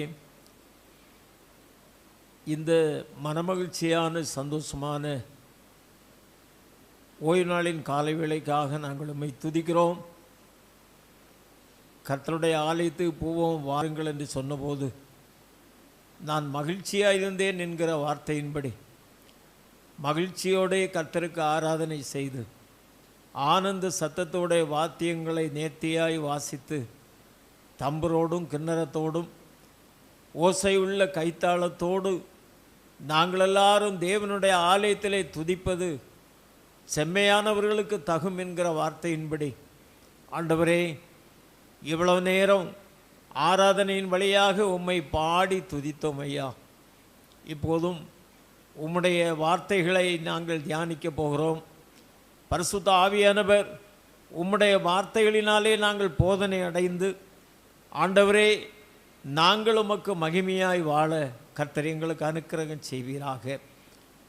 என் தேவனே, கேட்கிற எங்கள் அனைவருடைய உள்ளங்களை இருதயத்தை நீர் பக்குவப்படுத்தும்படியாய் செபிக்கிறோம். துதிகன மகிமை எல்லாவற்றையும் உமக்கே செலுத்துகிறோம். இயேசு கிறிஸ்து மூலம் ஜெபிக்கிற நல்ல பிதாவே. உட்காருவோம். அல்லேலூயா. கர்த்தருடைய பரிசுத்த நாமத்துக்கு மகிமை உண்டாவதாக. இந்த மகிழ்ச்சியான சந்தோஷமான ஓய்வு நாளின் காலை வேளையிலே நாம் ஆராதிக்கிற ஆண்டவராகிய ஜீவனுள்ள தேவனுக்கு கனத்தையும் மகிமையையும் அவருக்கு புகழையும் ஸ்தோத்திரங்களை நான் செலுத்துகிறேன். அது மாத்திரமல்ல, இந்த திருச்சபையினுடைய ஸ்தல போதகரும் என்னுடைய மகனுமாகிய ரெவரண்ட் கால்டர் வைஸ் அவர்களுக்கு நான் நன்றி சொல்லுகிறேன். நான் இன்றைக்கி என்ன நினச்சேன்னா, என்னுடைய மகனுடைய செய்தியை நான் கேட்கலாம் என்று சொல்லி நான் ஆவலோடு இருந்தேன். ஆனால் இன்றைக்கு நான் கர்த்தருடைய வார்த்தையை உங்கள் மத்தியிலே தியானிப்பதற்கு கர்த்தர் எனக்கு ஒரு அவகாசம் கொடுத்திருக்கிறார். அது மாத்திரமல்ல, இந்த திருச்சபையினுடைய மூப்பர்கள், இந்த திருச்சபையினுடைய விசுவாச குடும்பங்கள், பெரியவர்கள் சிறியவர்கள் அனைவரையும் ஆண்டவராய் இயேசு கிறிஸ்துவின் நாமத்தினாலே நான் அன்போடு வாழ்த்துகிறேன். அன்பான தேவனுடைய பிள்ளைகளே, இசிஐ திருச்சபையில் கடந்த 41 ஆண்டுகளாக ஆண்டவருடைய பணிவிடையை 10 திருச்சபைகளில் நிறைவேற்றி கடந்த 2 ஆண்டுகளுக்கு முன்பதாக நான் ஓய்வு பெற்று இப்பொழுது என்னுடைய சொந்த இடத்துல, அதாவது நான் பிறந்து வளர்ந்த இடத்துல போய் சேர்ந்து அங்கு போய் நான் ஆண்டவரை ஆராதித்து வருகிறேன். இது ஆண்டவர் கொடுத்த ஒரு பெரிய பாக்கியமாக கருதுகிறேன். எனக்கு என்னுடைய துணைவியார் ஒரு ஓய்வு பெற்ற ஆசிரியை. அது மாத்திரமல்ல, எனக்கு 2 பிள்ளைகள், திருமணமான பிள்ளைகள். மூத்த மகன் இந்த திருச்சபையினுடைய ஸ்தல போதகர். ஆகவே அவனுக்கு திருமணமாகி ஒரு மகன் இருக்கிறான். அது தொடர்ந்து இன்னொரு 2வது ஒரு மகள், அவளுக்கு திருமணமாகி 2 பிள்ளைகள். பெங்களூரில் அவர்கள் வாழ்ந்து வருகிறார்கள். இப்படி ஆண்டவர் எங்களை அற்புதமாக அதிசயமாக நடத்தி வருகிறார்.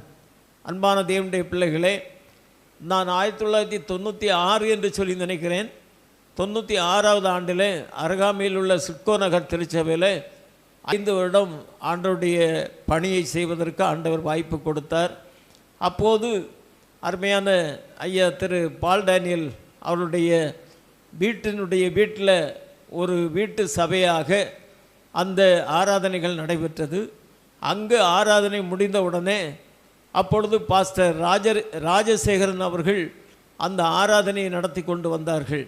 ஆகவே அங்கிருந்து என்னை அழைத்து வந்து திருவிருந்து கொடுப்பதற்கு என்னை அழைத்து வருவார்கள். ஆகவே எனக்கு ஞாபகம் இருக்கிறது. இப்படி வீட்டு சபையாக ஆரம்பித்த திருச்சபையானது பல்வேறு கர்த்தருடைய தாசர்கள் மூலமாக, அருமையான தேவனுடைய விசுவாச பிள்ளைகள் மூலமாக மிகவும் அழகான ஒரு திருச்சபையாக இந்த இடத்துல ஆண்டவர் ஏற்படுத்தி இருக்கிறார். இதற்கு பேராயம் மிகுந்த ஆதரவை நமக்கு தந்திருக்கிறது. அதற்காக நான் நன்றி சொல்லுகிறேன். இப்பொழுது நாம் செய்திக்கு நேராக போவோம். நான் வாசிக்க கேட்ட உபாகமம் புஸ்தகத்தில் 11வது அதிகாரம் 12வது வசனத்தை யாராவது ஒருவர் வாசிப்பீர்கள் என்று சொன்னால் வாசியுங்கள்.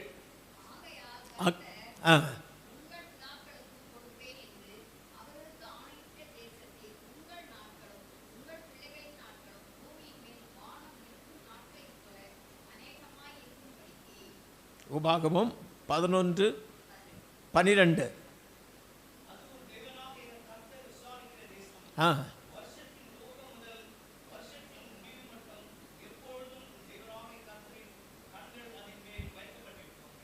வருஷத்தின் துவக்கம் முதல் வருஷத்தின் முடிவு மட்டும் கர்த்தருடைய கண்கள் எந்நாளும் நிச்சயமா வைக்கப்பட்டிருக்கும்.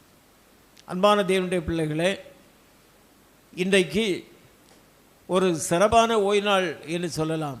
அதாவது வருஷத்தினுடைய அரை வருஷத்தை ஒரு முடிக்கிற நாள், அப்படி தானே? 6வது மாதத்தினுடைய முடிவு நாள். இந்த முடிவு நாளை ஒரு சாதாரண நாளாக இல்லாமல் பரிசுத்த ஓய்வு நாளாக கர்த்தர் நமக்கு தந்திருக்கிறார். கர்த்தருடைய வார்த்தை என்ன சொல்லுகிறது? வருஷத்தின் துவக்கம் முதல் வருஷத்தின் முடிவு மட்டும் கர்த்தருடைய கண்கள் எந்நாளும் அந்த தேசத்தில் என்ன செய்யப்பட்டிருக்குமா? வைக்கப்பட்டிருக்கும். அப்போ நம்ம என்ன யோசிக்கிறோம்னா, இந்த வருஷத்தை நாம் துவக்கின நாள்லேருந்து ஆண்டவராகிய தேவன் அவருடைய கண்களை இந்த 6வது மாதத்தோடு முடிக்க போகிறதில்லை, இல்லையா? உண்மை தானே? வேதம் என்ன சொல்லுது? வருஷத்தை ஆரம்பித்த நாம் இந்த வருஷத்தினுடைய முடிவு மட்டும் ஆண்டவருடைய கண்கள் எந்நாளும் அந்த தேசத்தில் வைக்கப்பட்டிருக்குமா? அன்பான தேவனுடைய பிள்ளைகளே, நம்ம எல்லாருக்கும் தெரியும், இஸ்ரவேல் ஜனங்கள் எகிப்து தேசத்தில் அடிமைகளாக இருந்தார்கள். அவர்களுக்கு ஒரு சுயாதீனம் இல்லை.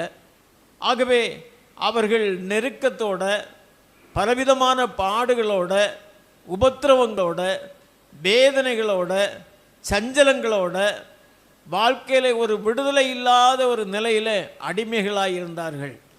ஆகவே அவர்கள் மிகுந்த கூக்குரல் இட்டார்கள். கூக்குரல் இடும்போது ஆண்டவராகிய தேவன் அவருடைய கூக்குரலை என்ன செய்தார்? கேட்டார். கேட்டு அருமையான தம்முடைய பிள்ளைகளுக்கு ஆண்டவர் ஒரு சுயாதீனத்தை கொடுப்பது மாத்திரமல்ல, சுயாதீனமாக ஒரு நல்ல தேசத்தில் வாழ வேண்டும் என்பதில் ஆண்டவர் மிகுந்த அக்கறை கொண்டார். பாலும் தேனும் ஓடுகிற கானான் தேசத்தை அவர்களுக்கு ஏற்கனவே ஆண்டவர் ஆயத்தப்படுத்தி அந்த தேசத்துக்கு நேராக இஸ்ரவேல் ஜனங்களை பல நிலைகளில், பல காலகட்டங்களில், பல சூழ்நிலைகளில் அவர்களை நடத்தி பாலும் தேனும் ஓடுகிற கானான் தேசத்தை குறித்து தான் அவர் சொல்கிறார். என்ன சொல்கிறாரு? இனிமேல் நீங்கள் எகிப்து தேசத்தில் இருந்து கஷ்டப்பட்டது போல இனிமேல் என்ன செய்ய வேண்டாம்? கஷ்டப்பட வேண்டாம். அங்கே கீரை தோட்டத்துக்கெல்லாம் தண்ணி வாச்சிங்க. அது மாத்திரமல்ல, நீங்கள் மிகுந்த வேலையை செய்து பிரயாசப்பட்டீங்க. இனிமேல் அப்படி பிரயாசப்பட வேண்டாம். இனி நான் உங்களுக்கு ஒரு சுயாதீனமான தேசத்தை தாரேன். அந்த தேசத்துக்கு பேரே என்னது? பாலும் தேனும் ஓடுகிற கானான் தேசம். ஆகவே அந்த தேசத்தை குறித்து தான் ஆண்டவர் சொல்கிறாரு. அது கர்த்தர் விசாரிக்கிற தேசம். அது வருஷத்தின் துவக்கம் முதல் முடிவு மட்டும் ஆண்டவருடைய கண்கள் எப்பொழுதும் அந்த தேசத்தில் என்ன செய்யப்பட்டிருக்குமா? வைக்கப்பட்டிருக்கும். அன்பு பிள்ளைகளே, இன்றைக்கு நாம் ஒரு இந்திய தேசத்தில் வாழ்ந்து வருகிறோம்.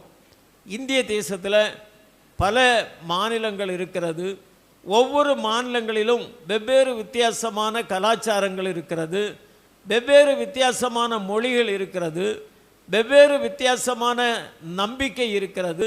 பல நம்பிக்கைகள் இருக்கிற இந்திய தேசத்தில் வாழுகிற மக்கள் மத்தியில் ஆண்டவர் உங்களை என்னையும் இந்த அருமையான பகுதியில் அப்பா வைத்திருக்கிறார். இது ஆண்டவர் நமக்கு கொடுத்த ஒரு பெரிய பாக்கியம். அது மாத்திரமல்ல, இந்த பகுதியில் ஆண்டவராகிய தேவன் நமக்கு ஒரு திருச்சபையை தந்து இந்த திருச்சபையில் ஆண்டவரை ஆராதனை செய்வதற்கு ஒரு வாய்ப்பை தந்திருக்கிறார். அல்லேலூயா. ஆகவே நான் என்ன சொல்ல வந்தேன், எல்லாரும் இந்த திருச்சபைக்கு வர முடியாது, உண்மைதானே? எல்லாரும் வராங்களா? இல்லை.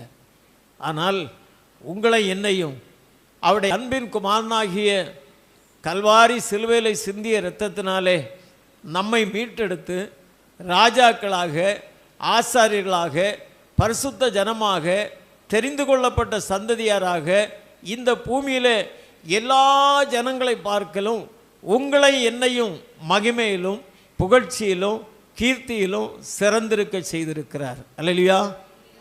இது எவ்வளோ பெரிய பாக்கியம்! இது எல்லா மக்களுக்கும் இல்லை. ஆனால் நாம் வாழுகிற பகுதியில் இருந்தால் கூட, எத்தனையோ மக்கள் வாழ்ந்தாலும் கூட அத்தனை மக்களுக்கு அந்த பாக்கியம் இல்லை. உங்களுக்கு எனக்கும் ஆண்டவர் இவ்வளவு ஒரு அருமையான பாக்கியத்தை தந்திருக்கிறார். இஸ்ரவேலே, நீ பாக்கியவான், கர்த்தரால் ரட்சிக்கப்பட்ட ஜனமே, உனக்கு ஒப்பானவன் யா. பாருங்க, இஸ்ரவேலே நீ பாக்கியவான், இஸ்ரவேல் ஜனங்களாகிய உங்களை என்னையும் பாக்கியவான் என்று சொன்னால் அதனுடைய பொருள் என்ன? ஆசீர்வதிக்கப்பட்டவன், ஆசீர்வதிக்கப்பட்டவன். இந்த பூமியில் பார்த்தீங்களா, ஆண்டவர் எவ்வளவு உங்களை அதிசயமாய் அற்புதமாய் நடத்தி வருகிறார். வேதம் என்ன சொல்லுகிறது? உங்களை அதிசயமாய் நடத்தி வந்தவரை துதியுங்கள், அவர் நல்லவர், அவர் கிருபை என்றும் உள்ளது. நம்முடைய தாழ்வில் நம்மை நினைத்தவரை துதியுங்கள், அவர் நல்லவர், அவர் கிருபை என்றும் உள்ளது. இப்படி நாம் சொல்லிக்கொண்டே போகலாம். அன்பு தேவ பிள்ளைகளே, தர்மையான கால வேளையில் ஆண்டவராகிய தேவன் உங்களுக்கு எனக்கு என்ன வாக்கு தந்திருக்கிறார் தெரியுமா? வருஷத்தின் துவக்கம் முதல் வருஷத்தின் முடிவு மட்டும் கர்த்தருடைய கண்கள் உங்கள் மேலே, என் மேலே என்ன செய்தோம்? வைக்கப்பட்டிருக்கோம். பொதுவாக சொல்லுவாங்க, மனுஷனுடைய கண்ணு படக்கூடாதுன்னு சொல்லுவாங்க, இல்லை? அப்படி தானே? ஐயோ, மனுஷனுடைய கண்ணு வேற, ஆனால் ஜீவனுடைய தேவனுடைய கண்கள் வேற. அன்பு தெய்வ பிள்ளைகளே, இந்த காலை வேளையில் பாருங்க, எவ்வளவு அருமையான ஒரு மகிமையான ஒரு திருச்சபையிலே பாருங்க. நான் நினைக்கிறேன், அன்றைக்கு ஒரு திருச்சபை ஆரம்ப காலத்தில் எப்படி இருந்தது, இன்றைக்கு இவ்வளவு ஒரு நேர்த்தியான ஒரு அழகான திருச்சபையில் ஆண்டவர் உங்களை என்னையும் அற்புதமாக வச்சிருக்கிறாரு. இதை நினைத்து நாம் ஆண்டவருக்கு எவ்வளவு ஸ்தோத்திரம் செலுத்த கடமைப்பட்டிருக்கிறோம். ஆகவே தேசத்தில் கர்த்தருடைய கண்கள் வைக்கப்பட்டிருக்கிறது உண்மை. ஆனால் இன்றைக்கு 3 வசனத்தை சுருக்கமாக உங்கள் மத்தியில் நான் வைக்க விரும்புகிறேன். பாருங்கள், நீங்கள் வாசித்தீங்கன்னா லூக்கா எழுதின சுவிசேஷம் 13ஆம் அதிகாரம் 11வது வசனத்தில் பாருங்கள், ஆண்டவராக இயேசு கிறிஸ்து ஜெப ஆலயத்தில் பிரசங்கம் பண்ணும்படியாக வந்தார். வந்தபோது அங்கு நடந்த உண்மை என்ன தெரியுமா? 18 வருஷம் கூனியான ஒரு ஸ்திரீ அந்த தேவாலயத்தில் ஆராதனைக்கு வந்திருந்தா. படிங்களா, லூக்கா 13:11.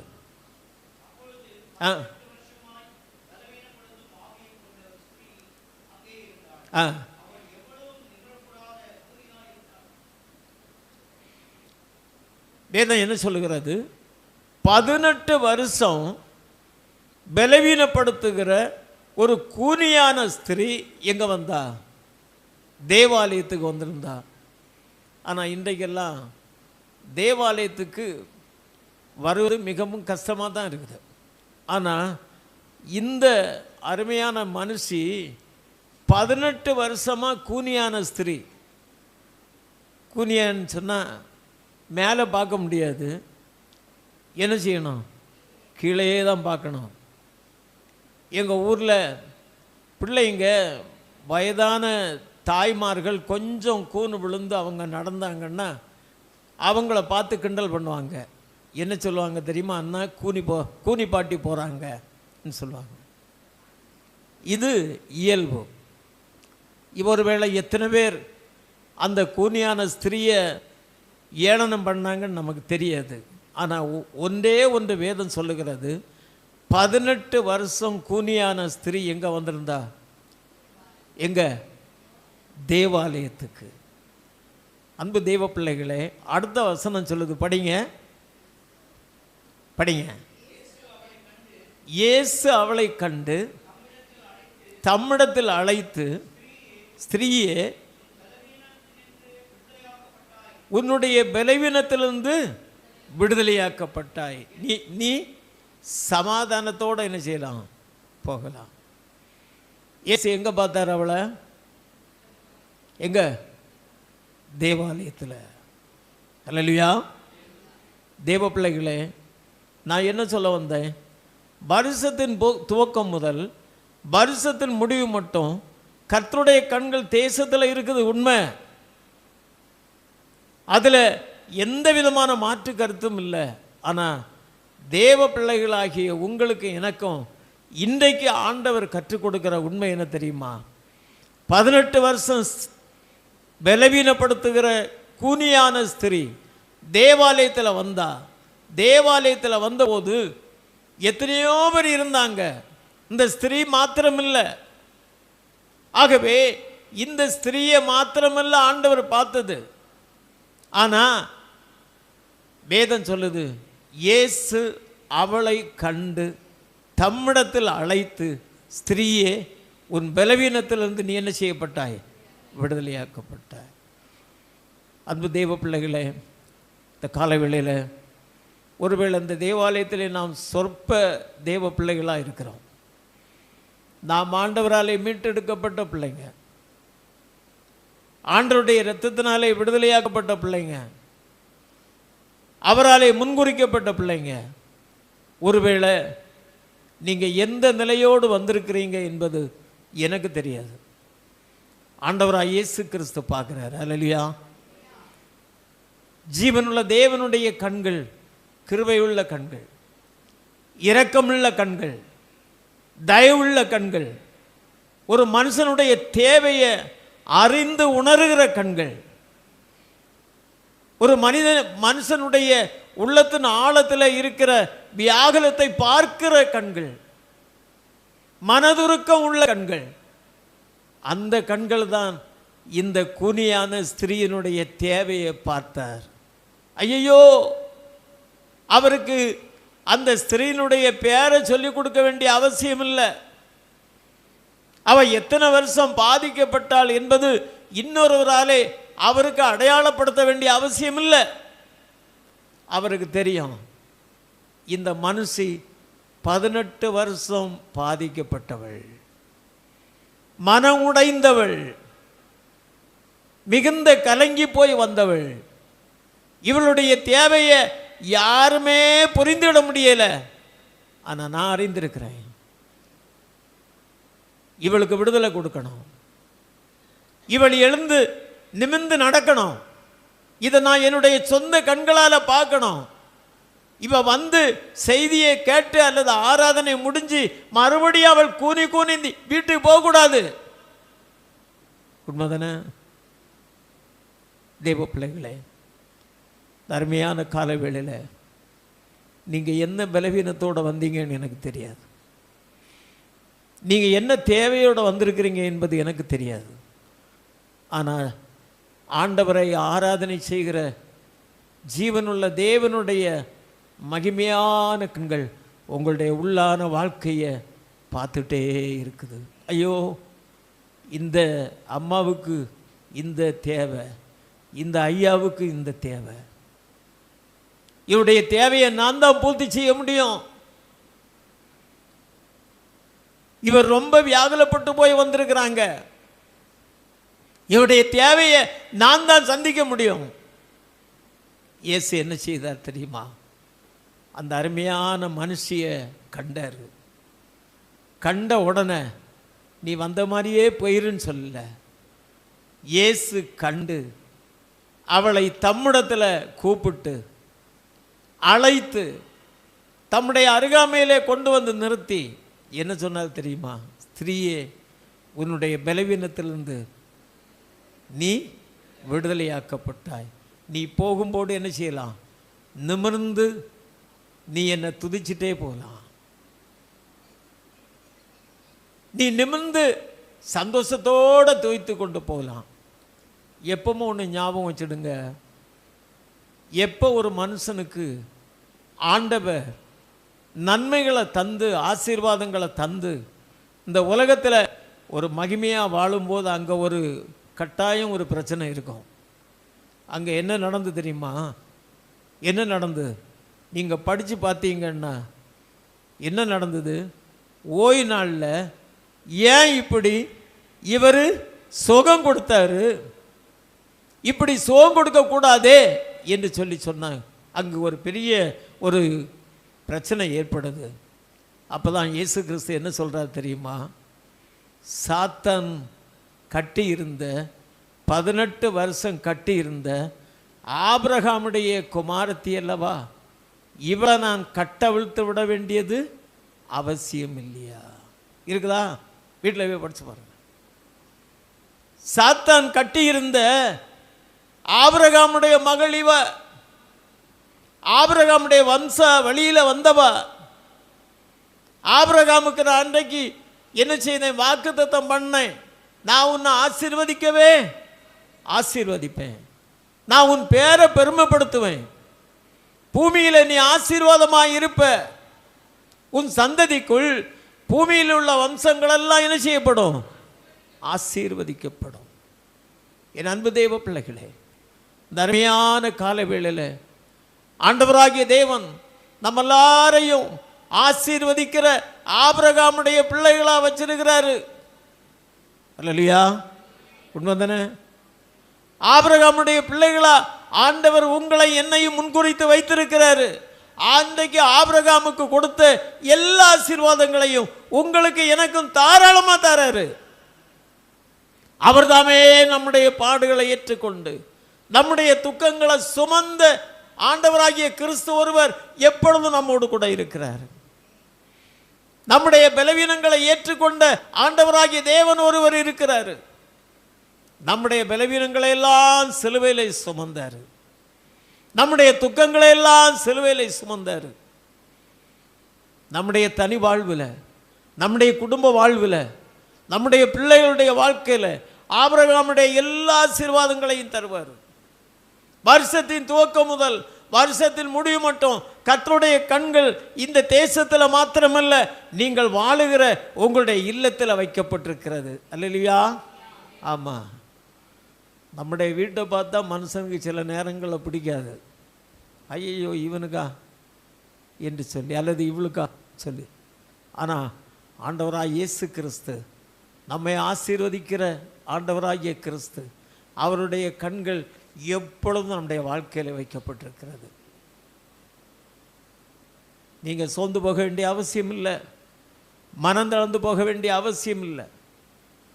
கர்த்தர் உங்களை காண்கிறாரு. ஒருவேளை நாம் வியாதியோடு இருக்கலாம், ஒருவேளை கஷ்டம் நம்முடைய வாழ்க்கையில் நம்முடைய வீட்டில் இருக்கலாம், நமக்கு பிரச்சனைகள் இருக்கலாம், மன சோர்வுகள் இருக்கலாம். ஆண்டவராகிய கிறிஸ்து உங்கள் நடுவில் இருக்கிறார். இனி என்ன செய்ய மாட்ட? தீங்க காணவே மாட்ட. உன் தேவனாகிய கர்த்தர் உன் நடுவில் இருக்கிறார். அவர் வல்லமை உள்ளவர், அவர் ரட்சிக்கிறவர், தம்முடைய பிள்ளைகள் மேலே கம்பீரமாய் களி கூறுகிற தேவன். எப்பொழுதும் நம்மை பாதுகாப்பார். நமக்கு ஒருவேளை வியாதி வந்தாலும் சரி, கஷ்டம் வந்தாலும் சரி, நெருக்கங்கள் வந்தாலும் சரி, சோர்வுகள் வந்தாலும் சரி, போராட்டங்கள் வந்தாலும் சரி, குழப்பங்கள் வந்தாலும் சரி, கர்த்தர் நம் நடுவில் இருக்கிறார். நம்முடைய கஷ்டங்கள் எல்லாம் எடுத்து போடுவார், நம்முடைய வியாதியை எடுத்து போடுவார், நம்முடைய துக்கங்கள் எல்லாம் எடுத்து போடுவார். வேதம் சொல்லுது, நம்முடைய துக்கம் சந்தோஷமாய் மாறும். என் அன்பு தெய்வ பிள்ளைகளே, இந்த காலவேளையில் அருமை ஆண்டவர் உங்களுக்கு எனக்கு வாக்கு கொடுக்குறாரு. இந்த நாள் 6 மாதத்தை நான் முடிக்கிற நாள். நாளைக்கு நான் ஒரு 7வது மாதத்தை ஆரம்பிக்கிறேன் இல்லையா? ஆகவே 6 மாதம் மாத்திரம் அருமை ஆண்டவராய் இயேசு கிறிஸ்துவனுடைய கண்கள் நம்ம மேலே இல்லை. வருஷத்தின் துவக்கம் முதல் வருஷத்தின் முடிவு மட்டும் கர்த்தருடைய கண்கள் என்னாலும் நம்ம மேலே வைக்கப்பட்டிருக்கிறது. இன்னொரு வசனத்தை படிங்க. யோவான் எழுதின சுவிசேஷத்தில் நானே சொல்கிறேன், 5வது அதிகாரத்தை எடுத்துடுங்க.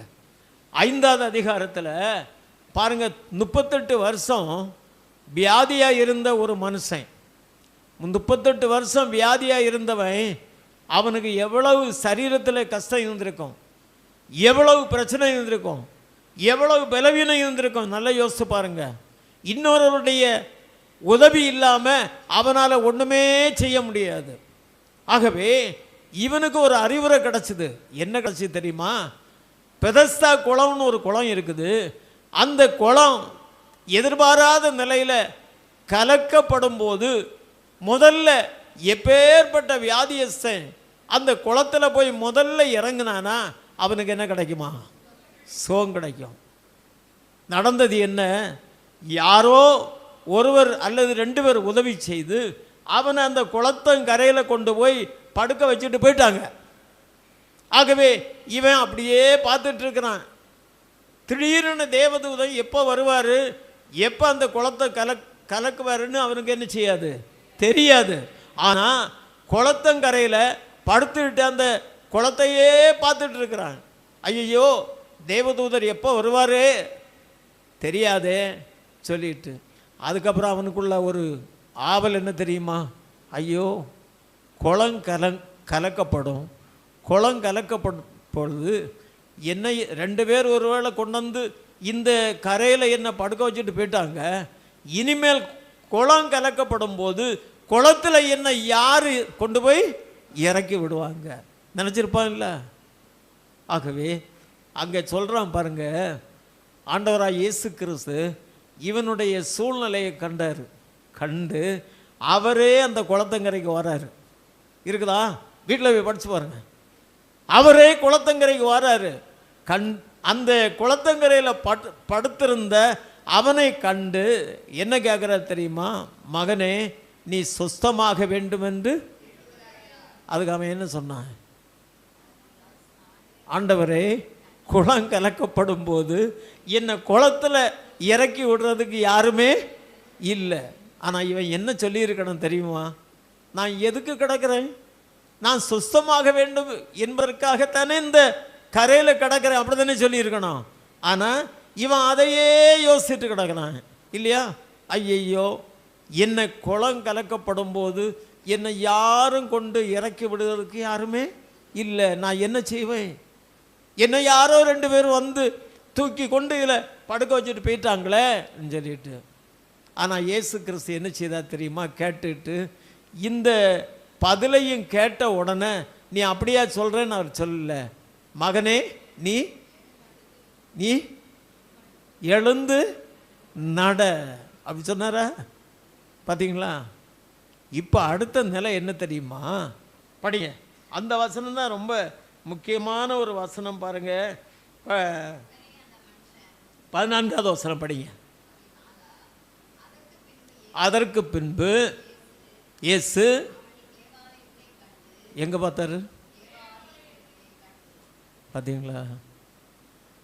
இன்னைக்கு நிறைய பேர் சுகம் வாங்குவாங்க, சரிதானே? சாட்சி சொல்லுவாங்க, கர்த்தரினுடைய வியாதியை மாற்றினார். நான் 4 வருஷத்துக்கு முன்னால் போக வேண்டிய இடத்துக்கு நான் போயிருக்கணும்.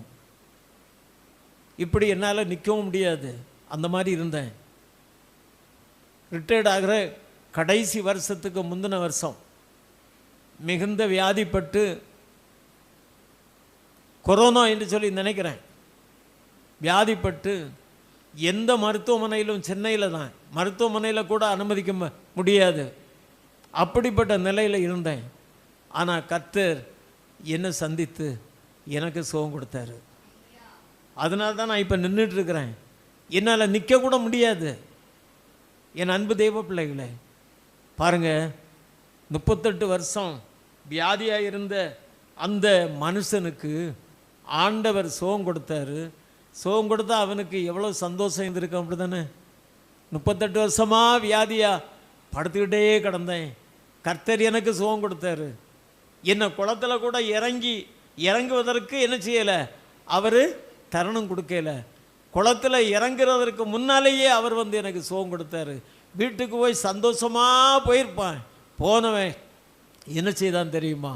சுகம் கொடுத்த ஆண்டவரை துதிக்கணும், ஸ்தோத்தரிக்கணும், அவரை தேவாலயத்தில் ஆராதிக்கணும்.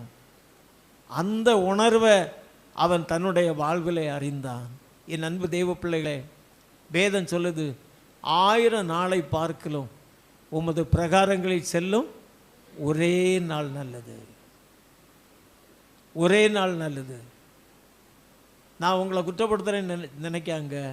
இன்றைக்கு ஆராதனை எல்லாம் எங்கே தெரியுமா? இந்த பெட்டிக்குள்ளே அடங்கி போகுது. ஆமாம், இன்றைக்கு அநேக தேவனுடைய பிள்ளைங்க என்ன நினைக்கிறாங்க தெரியுமா?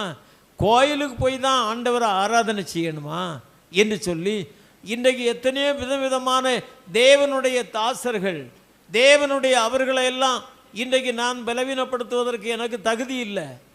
ஆகவே அந்த தாசர்கள் கொடுக்கிற அந்த ஆராதனையின் வழியாக தங்களை திருப்திப்படுத்தி கொள்ளுகிறார்கள். இதை நான் பார்த்துட்டேன்.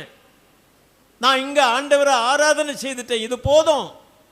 ஆனால் 38 வருஷம் வியாதி கொண்ட மனுஷன் ஜீவனுள்ள ஆண்டவராகிய கிறிஸ்துவினாலே தெய்வீக சுகத்தை பெற்றுக்கொண்டவன், அவனால் அவனுடைய இருதயத்தின் ஆழத்தில் அவனால் தாங்கவே முடியலை. இனி அவரை மகிமைப்படுத்துவதற்கு ஒரே ஒரு இடம் எங்கே தெரியுமா? சொல்லுங்க, தேவாலயம். தேவாலயத்துக்கு போனால் அன்றைக்கு ஆண்டவராகிய கிறிஸ்து, அன்றைக்கு பெதஸ்தா குளத்தண்டையில் சந்தித்த அதே இயேசு கிறிஸ்து தேவாலயத்தில் வந்திருக்கிறாரு. தேவாலயத்தில் வந்து அவனை கண்டு அவர் என்ன சொன்னார் தெரியுமா? என்ன சொன்னார்? நீ சொஸ்தமானாய், இனிமேல் அதிக கேடானதென்றும் உனக்கு வராதபடிக்கு இனிமேல் என்ன செய்யாத. படிங்களா அந்த வசனத்தை?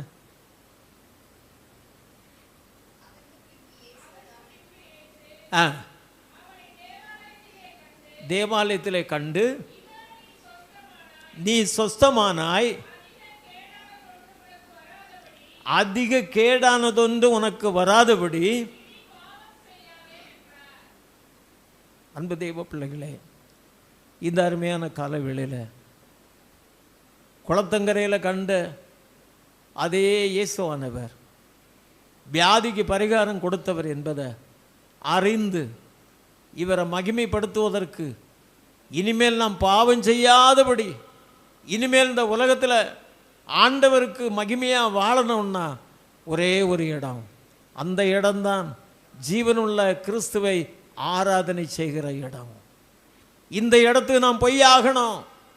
ஆகவே இனிமேல் என்னுடைய சரீரத்தில் நான் நல்ல ஆரோக்கியமாக வாழ்வதற்கு நான் இனி இவரை மறக்கவே கூடாது. நான் ஆண்டவரை ஆராதிச்சு ஆகணும். பக்தியோடு ஜீவனுள்ள தேவனை மகிமைப்படுத்தணும். இன்னும் நான் மறுபடியும் பாவம் செய்யக்கூடாது. நான் என்ன நினைக்கிறேன், இவன் செய்த பாவத்தினால தான் இந்த வியாதி அவனுக்கு வந்திருக்கலாம். அவன் செய்த பலவீனத்தினால தான் அந்த வியாதி அவனுக்கு வந்திருக்கலாம்.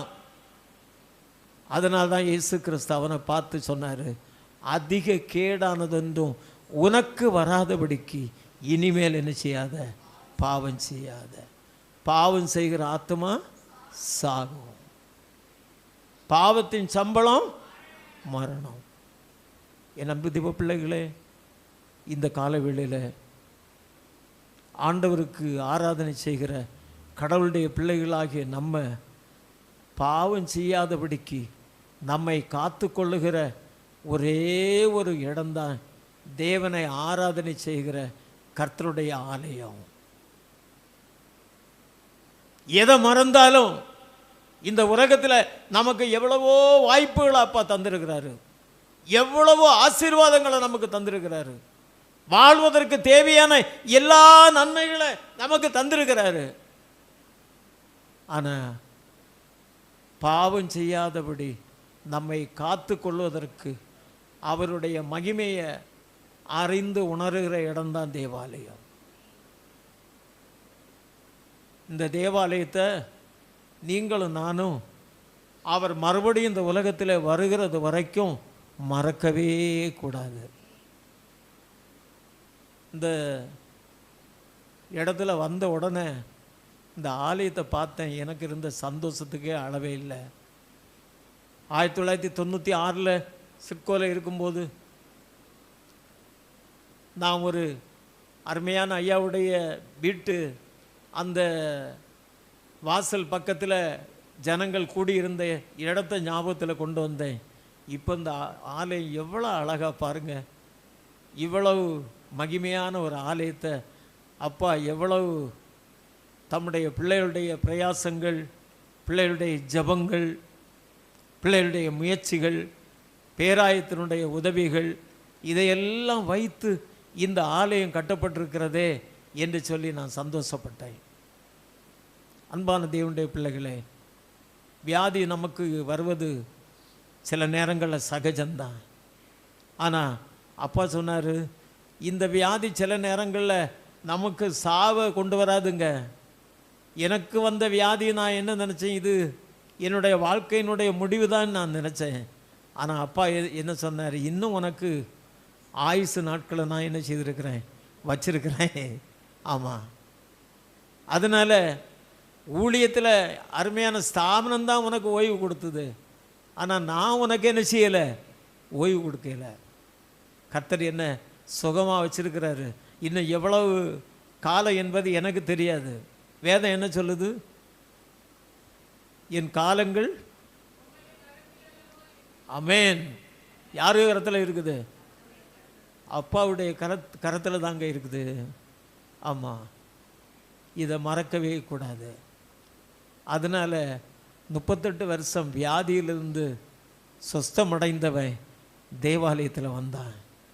இயேசு அவனை அங்கே கண்டார்.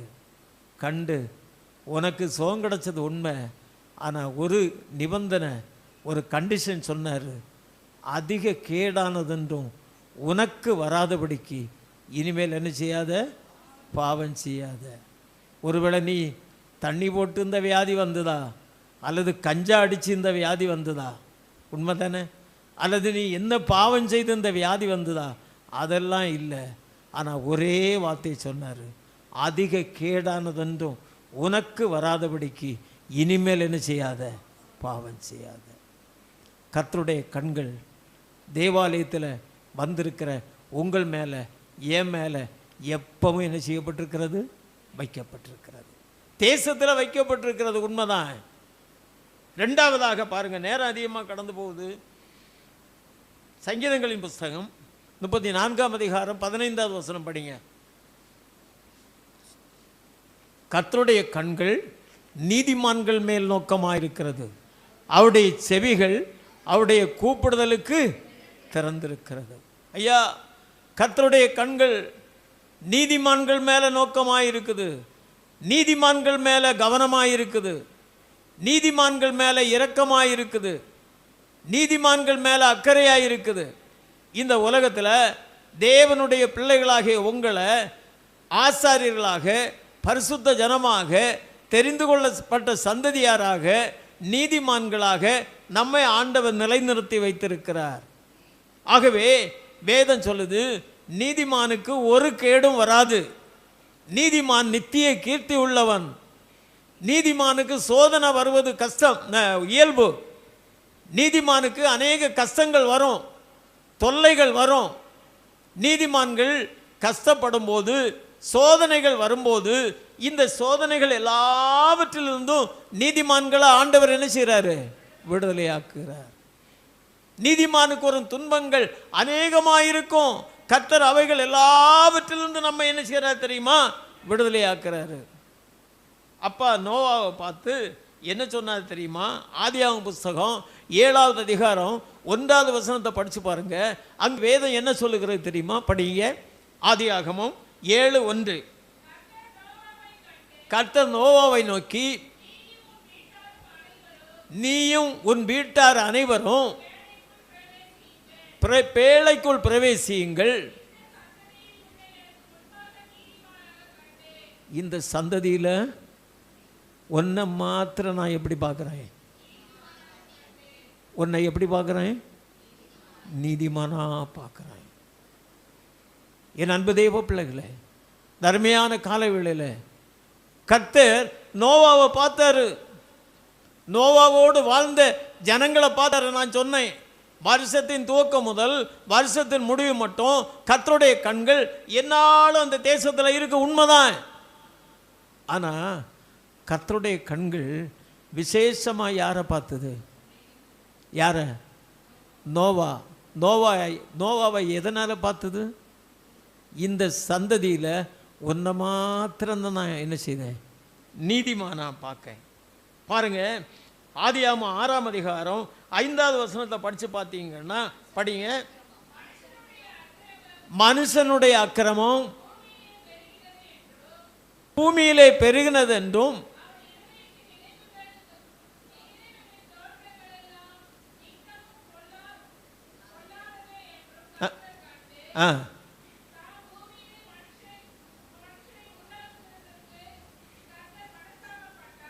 பார்த்தீங்களா? பார்த்தீங்களா? ஆண்டவர் வசனப்பட்டாராம். எதுக்கு? மனுஷனுடைய அக்கிரமம் பூமியில் என்ன ஆகி போச்சான்? பெருகி போச்சு. அக்கிரமம் மிகுதியா போச்சு. அதனால மனுஷனை பூமியில் அவர் உண்டாக்கினதற்காக அவர் என்ன செய்தாராம்? மனஸ்தாபப்பட்டாராம். தேவ பிள்ளைகளே, நேரம் இல்லை, என்ன நடந்துன்னு நமக்கு தெரியும் இல்லையா? ஆண்டவராகி தேவன் நோவா மாத்திரம், அவனுடைய குடும்பம் மாத்திரம் நீதிமானாக கண்டார். ஆகவே நான் சொன்னேன், நீதிமானுக்கு ஒரு கேடும் வராது. அப்போ அவருடைய விருப்பம் என்ன? நோவாவுடைய குடும்பத்துக்கு ஒரு கேடும் என்ன செய்யக்கூடாது? வரக்கூடாது. நோவாவுடைய பிள்ளைகளுக்கும் ஒரு கஷ்டம் வரக்கூடாது. நோவாவுடைய குடும்பத்திற்கு ஒரு பிரச்சனையும் வரக்கூடாது. என்ன செய்தார்? ஒரு பேழையை உண்டு பண்ண செய்தார்ல. நோவா எங்கே பேழையை செய்தான்? சின்ன பிள்ளைங்க எல்லாம் சொல்லுவாங்க, நோவா கப்பல் எங்கே கட்டினா? யாராவது பூமியில் கப்பல் கட்டுவாங்களா? யோசித்து பாருங்க. நன்றாக தெரியும், நோவாவும் அவனுடைய குடும்பத்தாரும் சில ஜீவ ஜந்துக்களும் அப்பாவுடைய உத்தரவின்படி அந்த பேழைக்குள்ள அனுமதி கொடுத்தாரு நோவா. நோவா அதை எல்லாம் அந்த பேழைக்குள்ளே வச்சார். பூமியில் எத்தனை நாள் மழை? 40 நாள் மழை. 40 நாள் மழை பெய்து இந்த பூமியில் உள்ள எல்லா வம்சங்களும் எல்லாரும் என்ன செய்தாங்க? அழிந்து போனாங்க. நோவாவும் அவனுடைய குடும்பத்தினரும் ஆண்டவர் சொன்ன ஜீவராசிகளும் அந்த பேழைக்குள்ளே காக்கப்பட்டது. பார்த்தீங்களா? என் அன்பு தெய்வ பிள்ளைகளே, கர்த்தருடைய கண்கள் நீதிமான்கள் மேல் நோக்கமாக இருக்கிறது. இன்றைக்கு நாம் தேவாலயத்தில் வந்திருக்கிறோம். பாருங்க, ஏசாயா 6வது அதிகாரம் நினைக்கிறேன், உசியா ராஜா மரணம் அடைந்த அந்த வருஷத்தில் ஆண்டவராகிய தேவன் உயரமும் உன்னதமான சிங்காசனத்தில் என்ன செய்தார்? உட்கார்ந்துருந்தார். உட்கார்ந்துருந்த போது ஏசாயா, அவன் எப்பேற்பட்ட மனுஷன் பாருங்க, மனுஷன் இல்லை, அவன் ஒரு தீர்க்கதரிசி. உண்மை தானே? இயேசு கிறிஸ்துவனுடைய அருமையான பிறப்பை முன்னடையாளமாக சொன்னவன் இந்த தீர்க்கதரிசி இல்லையா? நமக்கு ஒரு பாலகன் பிறந்தால், நமக்கு ஒரு குமாரன் கொடுக்கப்பட்டால் நமக்கு தெரியும். ஆகவே அப்படிப்பட்ட தீர்க்கதரிசி உயரமும் உன்னதமான சிங்காசனத்தில் வீற்றிருக்கிற அருமையான ராஜாதி ராஜாவை என்ன சொன்னான்? என் கண்கள் கண்டதே. நான் என்ன சொல்ல வந்தேன்? நீங்களும் நானும் தேவாலயத்தில் வந்து ஆண்டவராகிய தேவன் மாத்திரம் நம்ம காண்பதல்ல, அது மாத்திரமல்ல, நீங்களும் நானும் அவரை காண்கிற கண்கள். அல்லேலூயா. ஆகவே அருமையான தீர்க்கதரிசி ராஜாதி ராஜாவை பார்த்த உடனே என்ன சொன்னான் தெரியுமா? ஐயோ, நான் அதமானேன், நான் அசுத்த உதடுகளுள்ள மனுஷன், நான் அசுத்த உதடுகளுள்ள மனுஷன் நடுவில் வாசம் பண்ணுகிற நான், ராஜாதி ராஜாவை என் கண்கள் கண்டதே. கர்த்தருடைய பிள்ளைகளே, இந்த அருமையான காலவெளியில் ஜீவனுள்ள ஆண்டவரை பார்க்கிற இடம்தான் தேவாலயம். அவர் மாத்திரம் நம்மளை பார்த்துட்டு விடுவதில்லை, இல்லையா? அதுக்கப்புறம் என்ன நடந்தது அந்த அதிகாரத்தில்? பின்பு நான் யாரை அனுப்புவேன், யார் என்னுடைய காரியமாக போவான். அந்த சத்தத்தை கேட்ட உடனே தீர்க்கதரிசி என்ன சொல்கிறாரு? ஆண்டவரே, நான் இருக்கிறேன், என்ன அனுப்புகிறோம், என்ன அனுப்பும். பாருங்க, ஒரு தீர்க்கதரிசி என்ன சொல்கிறாரு? ஐயோ, நான் அதமானே, நான் அசுத்த உதடுகள் உள்ள மனுஷன். சில நேரங்களில் உங்களுக்கும் எனக்கும் இருக்கும். என்ன இருக்குன்னு தெரியுமா? நான் இந்த உலகத்தில் நல்ல நேர்மையாக வாழ்கிறேன், இந்த உலகத்தில் நான் சாட்சியாக வாழ்கிறேன், நல்லது. இந்த உலகத்தில் ஆண்டவருக்கு உகந்தவனாய் வாழ்கிறேன், உண்மை, நல்லது. ஆனால் தேவ பிள்ளைகளாகிய நாம் எப்போ தேவாலயத்தில் வாரோமோ அப்போ ஆண்டவருடைய சமூகத்தில் கடந்து வந்திருக்கிற நாம், 2 நாளாகம 7ஆம் அதிகாரத்தை வீட்டில் போய் படித்து பாருங்கள். என் நாமம் தரிக்கப்பட்ட என் ஜனங்கள் தங்களை தாழ்த்தி ஜெபம் பண்ணி என் முகத்தை தேடி தங்கள் பொல்லாத வழிகளை விட்டு திரும்பினார், பரலோகத்தில் இருக்கிற நான் கேட்டு அவர்கள் பாவத்தை மன்னித்து அவர்கள் தேசத்துக்கு என்ன கொடுப்பேன்? சேமத்தை கொடுப்பேன். இந்த ஸ்தலத்தில் செய்யப்படுகிற ஜெபத்திற்கு என் கண்கள் திறந்தவைகளும் என் செவிகள் கவனிக்கணுமாயிருக்கும். நீங்கள் எப்பெல்லாம் இந்த இடத்துல வாரீங்களோ அப்போ எல்லாம் கர்த்தருடைய கண்களும் அவருடைய செவிகளும் கவனமாக இருக்கும், அக்கறையாக இருக்கும், மிகுந்த பொறுப்பாக இருக்கும், மிகுந்த கவனமாக இருக்கும். அதனால் தெய்வ பிள்ளைகளாகிய நாம் சோர்ந்து போக வேண்டிய அவசியம் இல்லை, மனம் தளர்ந்து போக வேண்டிய அவசியம் இல்லை, கலங்கி போக வேண்டிய அவசியம் இல்லை, வியாகுலப்பட வேண்டிய அவசியம் இல்லை. கர்த்தர் நம்முடைய கவலைகளை எல்லாம் நீக்கி போடுவார், நம்முடைய கஷ்டத்தை எல்லாம் நீக்கி போடுவார். நம்முடைய கண்ணீர், நம்முடைய பாரங்கள், நம்முடைய வேதனைகள் எல்லாவற்றையும் நீக்கி போடுவார். வேதம் சொல்லுகிறது, மரண பரியந்தம் உண்மையாயிரு. பார்த்தீங்களா என்ன சொன்னார்? மரண பரியந்தம் எப்படி இருக்கணுமா? உண்மையாயிரு, அப்பொழுது நான் உனக்கு ஜீவ கடத்தை தருவேன். அடுத்து சொல்கிறாரு, உன் கிரீடத்தை ஒருவனும் எடுத்துக்கொள்ளாதபடி உனக்குள்ளதை பற்றி கொண்டு. அப்பா நம்மளை ஒரு வாடாத கிரீடத்தை நமக்கு ரெடி பண்ணி வச்சிருக்கிறாரு. இதை யாரும் எடுத்துவிடக்கூடாது, யாரும் எடுத்துவிடக்கூடாது.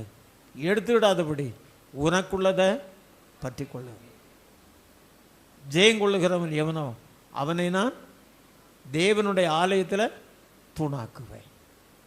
அவன் ஒரு நாளும் இந்த இடத்தை விட்டு நீங்கவே மாட்டான். என் அன்பு தெய்வ பிள்ளைகளே, இந்த அருமையான காலவேளையில் ஆண்டவருடைய பிள்ளைகளாகிய நமக்கு, உங்களுக்கு எனக்கு கொடுக்கிற வாக்குத்தத்தம், இன்றைக்கு நாம் அரையாண்டை முடிக்கிறோம். இன்றைக்கு இந்த அரையாண்டினுடைய இறுதி நாள் ஒரு பரிசுத்த ஓய்வு நாள், இல்லையா? மறக்கவே முடியாது. நாளை தினம் 7வது மாதத்தினுடைய முதல் நாள், வருஷத்தின் துவக்கம் முதல் வருஷத்தின் முடிவு மட்டும் கர்த்தருடைய கண்கள் என்னாலும் அது மேல் வைக்கப்பட்டிருக்கும். உங்கள் மேலே வச்சிருக்கிறாரு. ஆமாம், உங்கள் மேலே வச்சிருக்கிறாரு. கர்த்தருடைய கண்கள் நீதிமான்கள் மேல் நோக்கமாக இருக்கிறது. அவருடைய செவிகள் அவருடைய கூப்பிடுதலுக்கு திறந்திருக்கிறது. இதை மனசில் வச்சு அப்பாவுடைய பாதத்தில் நம்ம ஒப்பு கொடுப்போம். அப்பா நித்தமும் நம்ம நடத்துவார். ஒவ்வொரு நாளும் நம்மையும் நம்முடைய குடும்பத்தையும் நம்முடைய பிள்ளைகளையும் நம்முடைய வாழ்வுக்கு தேவையான எல்லா ஆதாரங்களையும் தந்து நம்ம பூமியில் நிச்சயமாய் நம்மை வழி நடத்துவார், நம்மை ஆசீர்வதிப்பார். அப்படிப்பட்ட கிருபைகளை கர்த்தர் நம் அனைவருக்கும் தருவாராக. ஆமென்.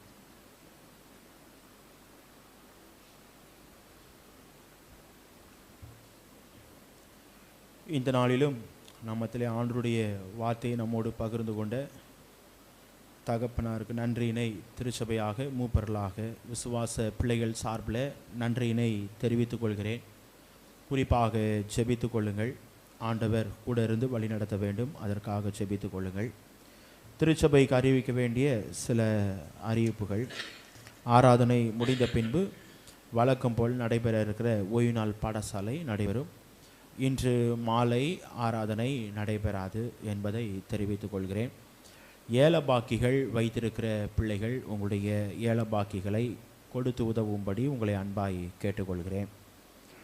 குறிப்பாக வருகிற திங்கட்கிழமை, அதாவது நாளைய தினம் ஒரு புதிய மாதத்திற்குள் பிரவேசிப்பதனாலே வாக்குத்தத்த ஆராதனை திருவிருந்து ஆராதனையாக நடைபெறும். காலை 5 மணிக்கு வாக்குத்தத்த ஆராதனை திருவிருந்து ஆராதனையாக நடைபெறும். பிள்ளைகள் அனைவரும் தவறாமல் கலந்து கொள்ளும்படி உங்களை அன்பாய் கேட்டுக்கொள்கிறேன்.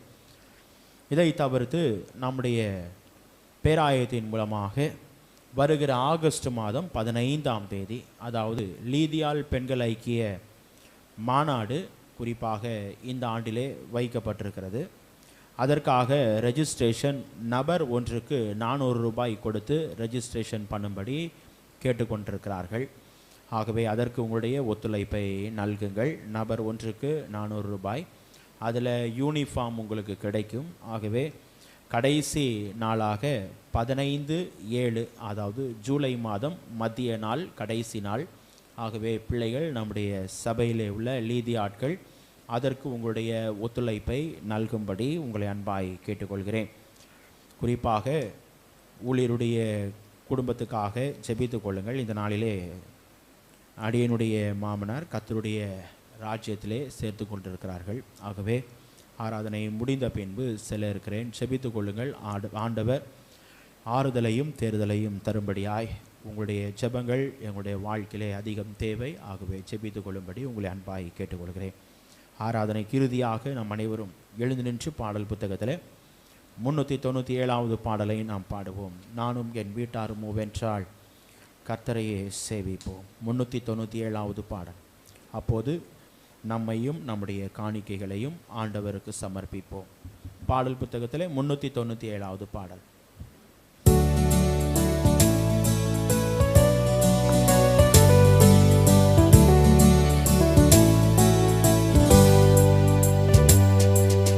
நானும் என் வீட்டாருமோ வென்றால் கர்த்தரை சேவிப்போம்.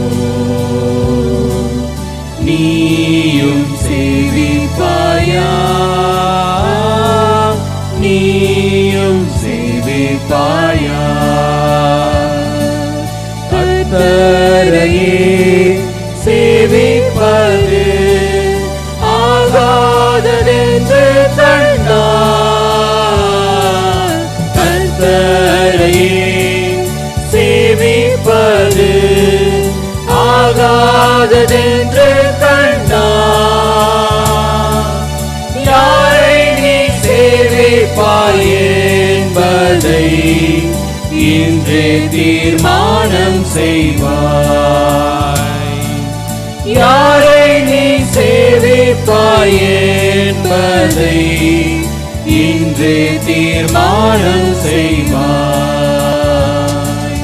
நானும் என் வீட்டாருமோ வென்றால் கர்த்தரையே சேவிப்போம். நீயும் சேவிப்பாயா, நீயும் சேவிப்பாயா. அடிமையான நம்மையுமே தேவாதி தேவன் மீட்டார். அடிமையான நம்மையுமே தேவாதி தேவன் மீட்டார். மாபெரும் அடையாளங்கள் செய்திட கர்த்தரை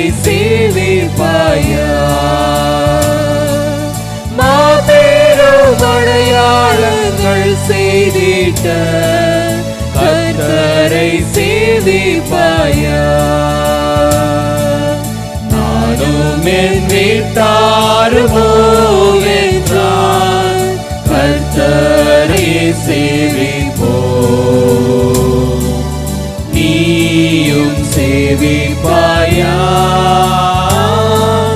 நீயும் சேவிப்பாயா? நம் பாதையில் காப்பாற்றியே கர்த்தர் நடத்தினாரே. நம் பாதையில் காப்பாற்றியே கர்த்தர் நடத்தினாரே.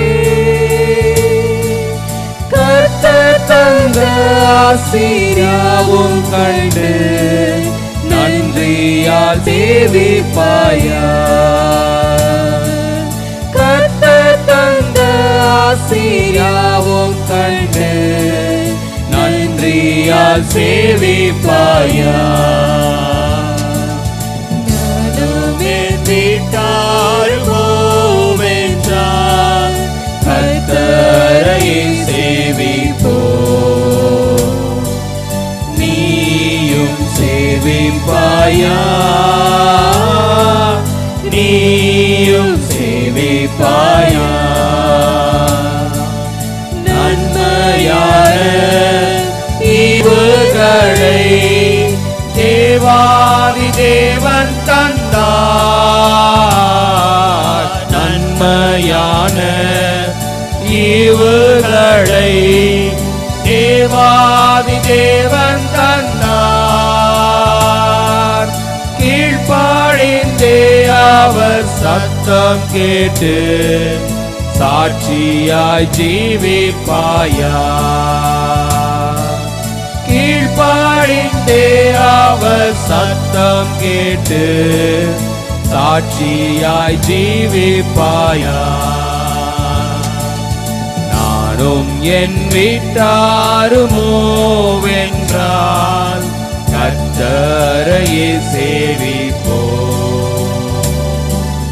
நீயும் சேவிப்பாயா? நீயும் சேவிப்பாயா? நாம் ஜெபிப்போம், ஜெபம் செய்வோம். எங்களை அதிகமாய் நேசித்து வழி நடத்துகிற எங்கள் அன்பின் பரலோக பிதாவே, வருஷத்தின் துவக்கம் முதல் வருஷத்தின் முடிவு மட்டும் என்னாலும் உம்முடைய கண்கள் எங்கள் மேல் நோக்கமாயிருக்கிறது என்று சொன்னீர். உம்முடைய கண்கள் எவ்விதமான நிலையிலே, எப்படிப்பட்ட சூழ்நிலைகளிலே பிள்ளைகள் மேல் நோக்கமாயிருந்தீர் என்பதை எங்களுக்கு மீண்டும் உணர்த்தினீர். எங்களுடைய வாழ்க்கையில் நீர் எங்களுக்கு துணை நின்று எங்களை வழிநடத்துகிற கர்த்தர். எங்களுடைய வாழ்க்கையிலே எப்போதும் எங்களோடு கூட இருந்து நீர் எங்களுடைய வாழ்வை பலப்படுத்துகிற கர்த்தர். சோதனையிலிருந்து எங்களை விடுதலையாக்குகிற கர்த்தர். இப்போதும் சுவாமி, இந்த ஆராதனையிலே கலந்து கொண்டிருக்கிற அனைத்து பிள்ளைகளுக்காக ஜெபிக்கிறோம். உம்முடைய கண்கள் பிள்ளைகளின் மேல் நோக்கமாயிருப்பதற்காய் நன்றி செலுத்துகிறோம். வர தடைப்பட்ட பிள்ளைகளுக்காக ஜெபிக்கிறோம். வருகிற நாட்களிலே தடைகளை முறித்து போட்டு பிள்ளைகளை அழைத்து கொண்டு வாங்க. உம்முடைய பிரசன்னத்தை உணர கிருபை தாங்க சுவாமி. எந்த நோக்கத்தோடு பிள்ளைகள் வராமல் இருக்கிறார்கள் என்பதை அறிகிற கர்த்தர், உம்முடைய கண்கள் பிள்ளைகளின் மேல் நோக்கமாயிருக்கிறது.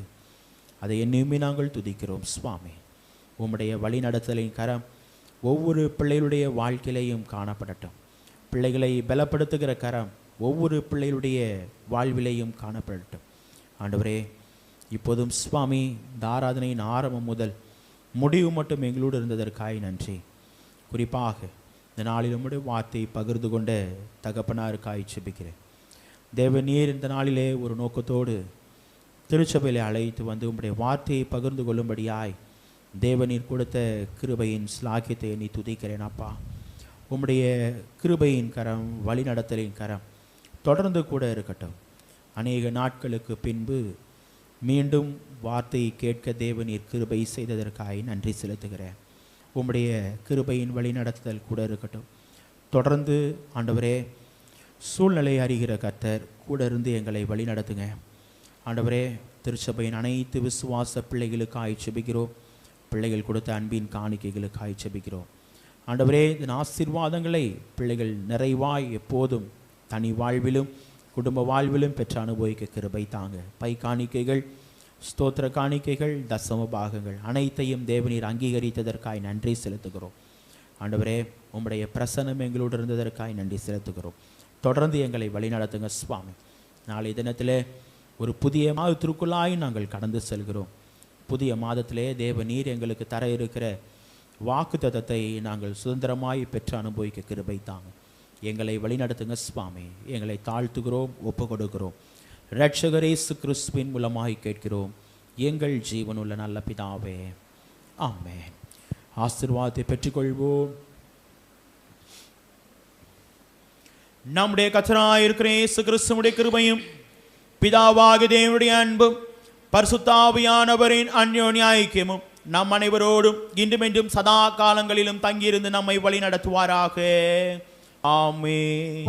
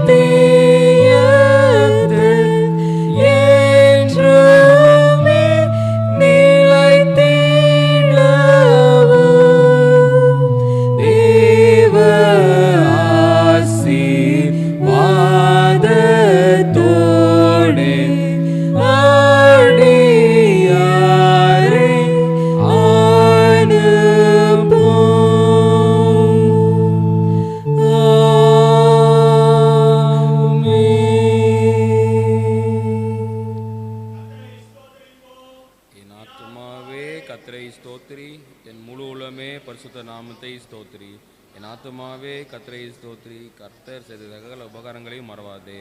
ஆமென்.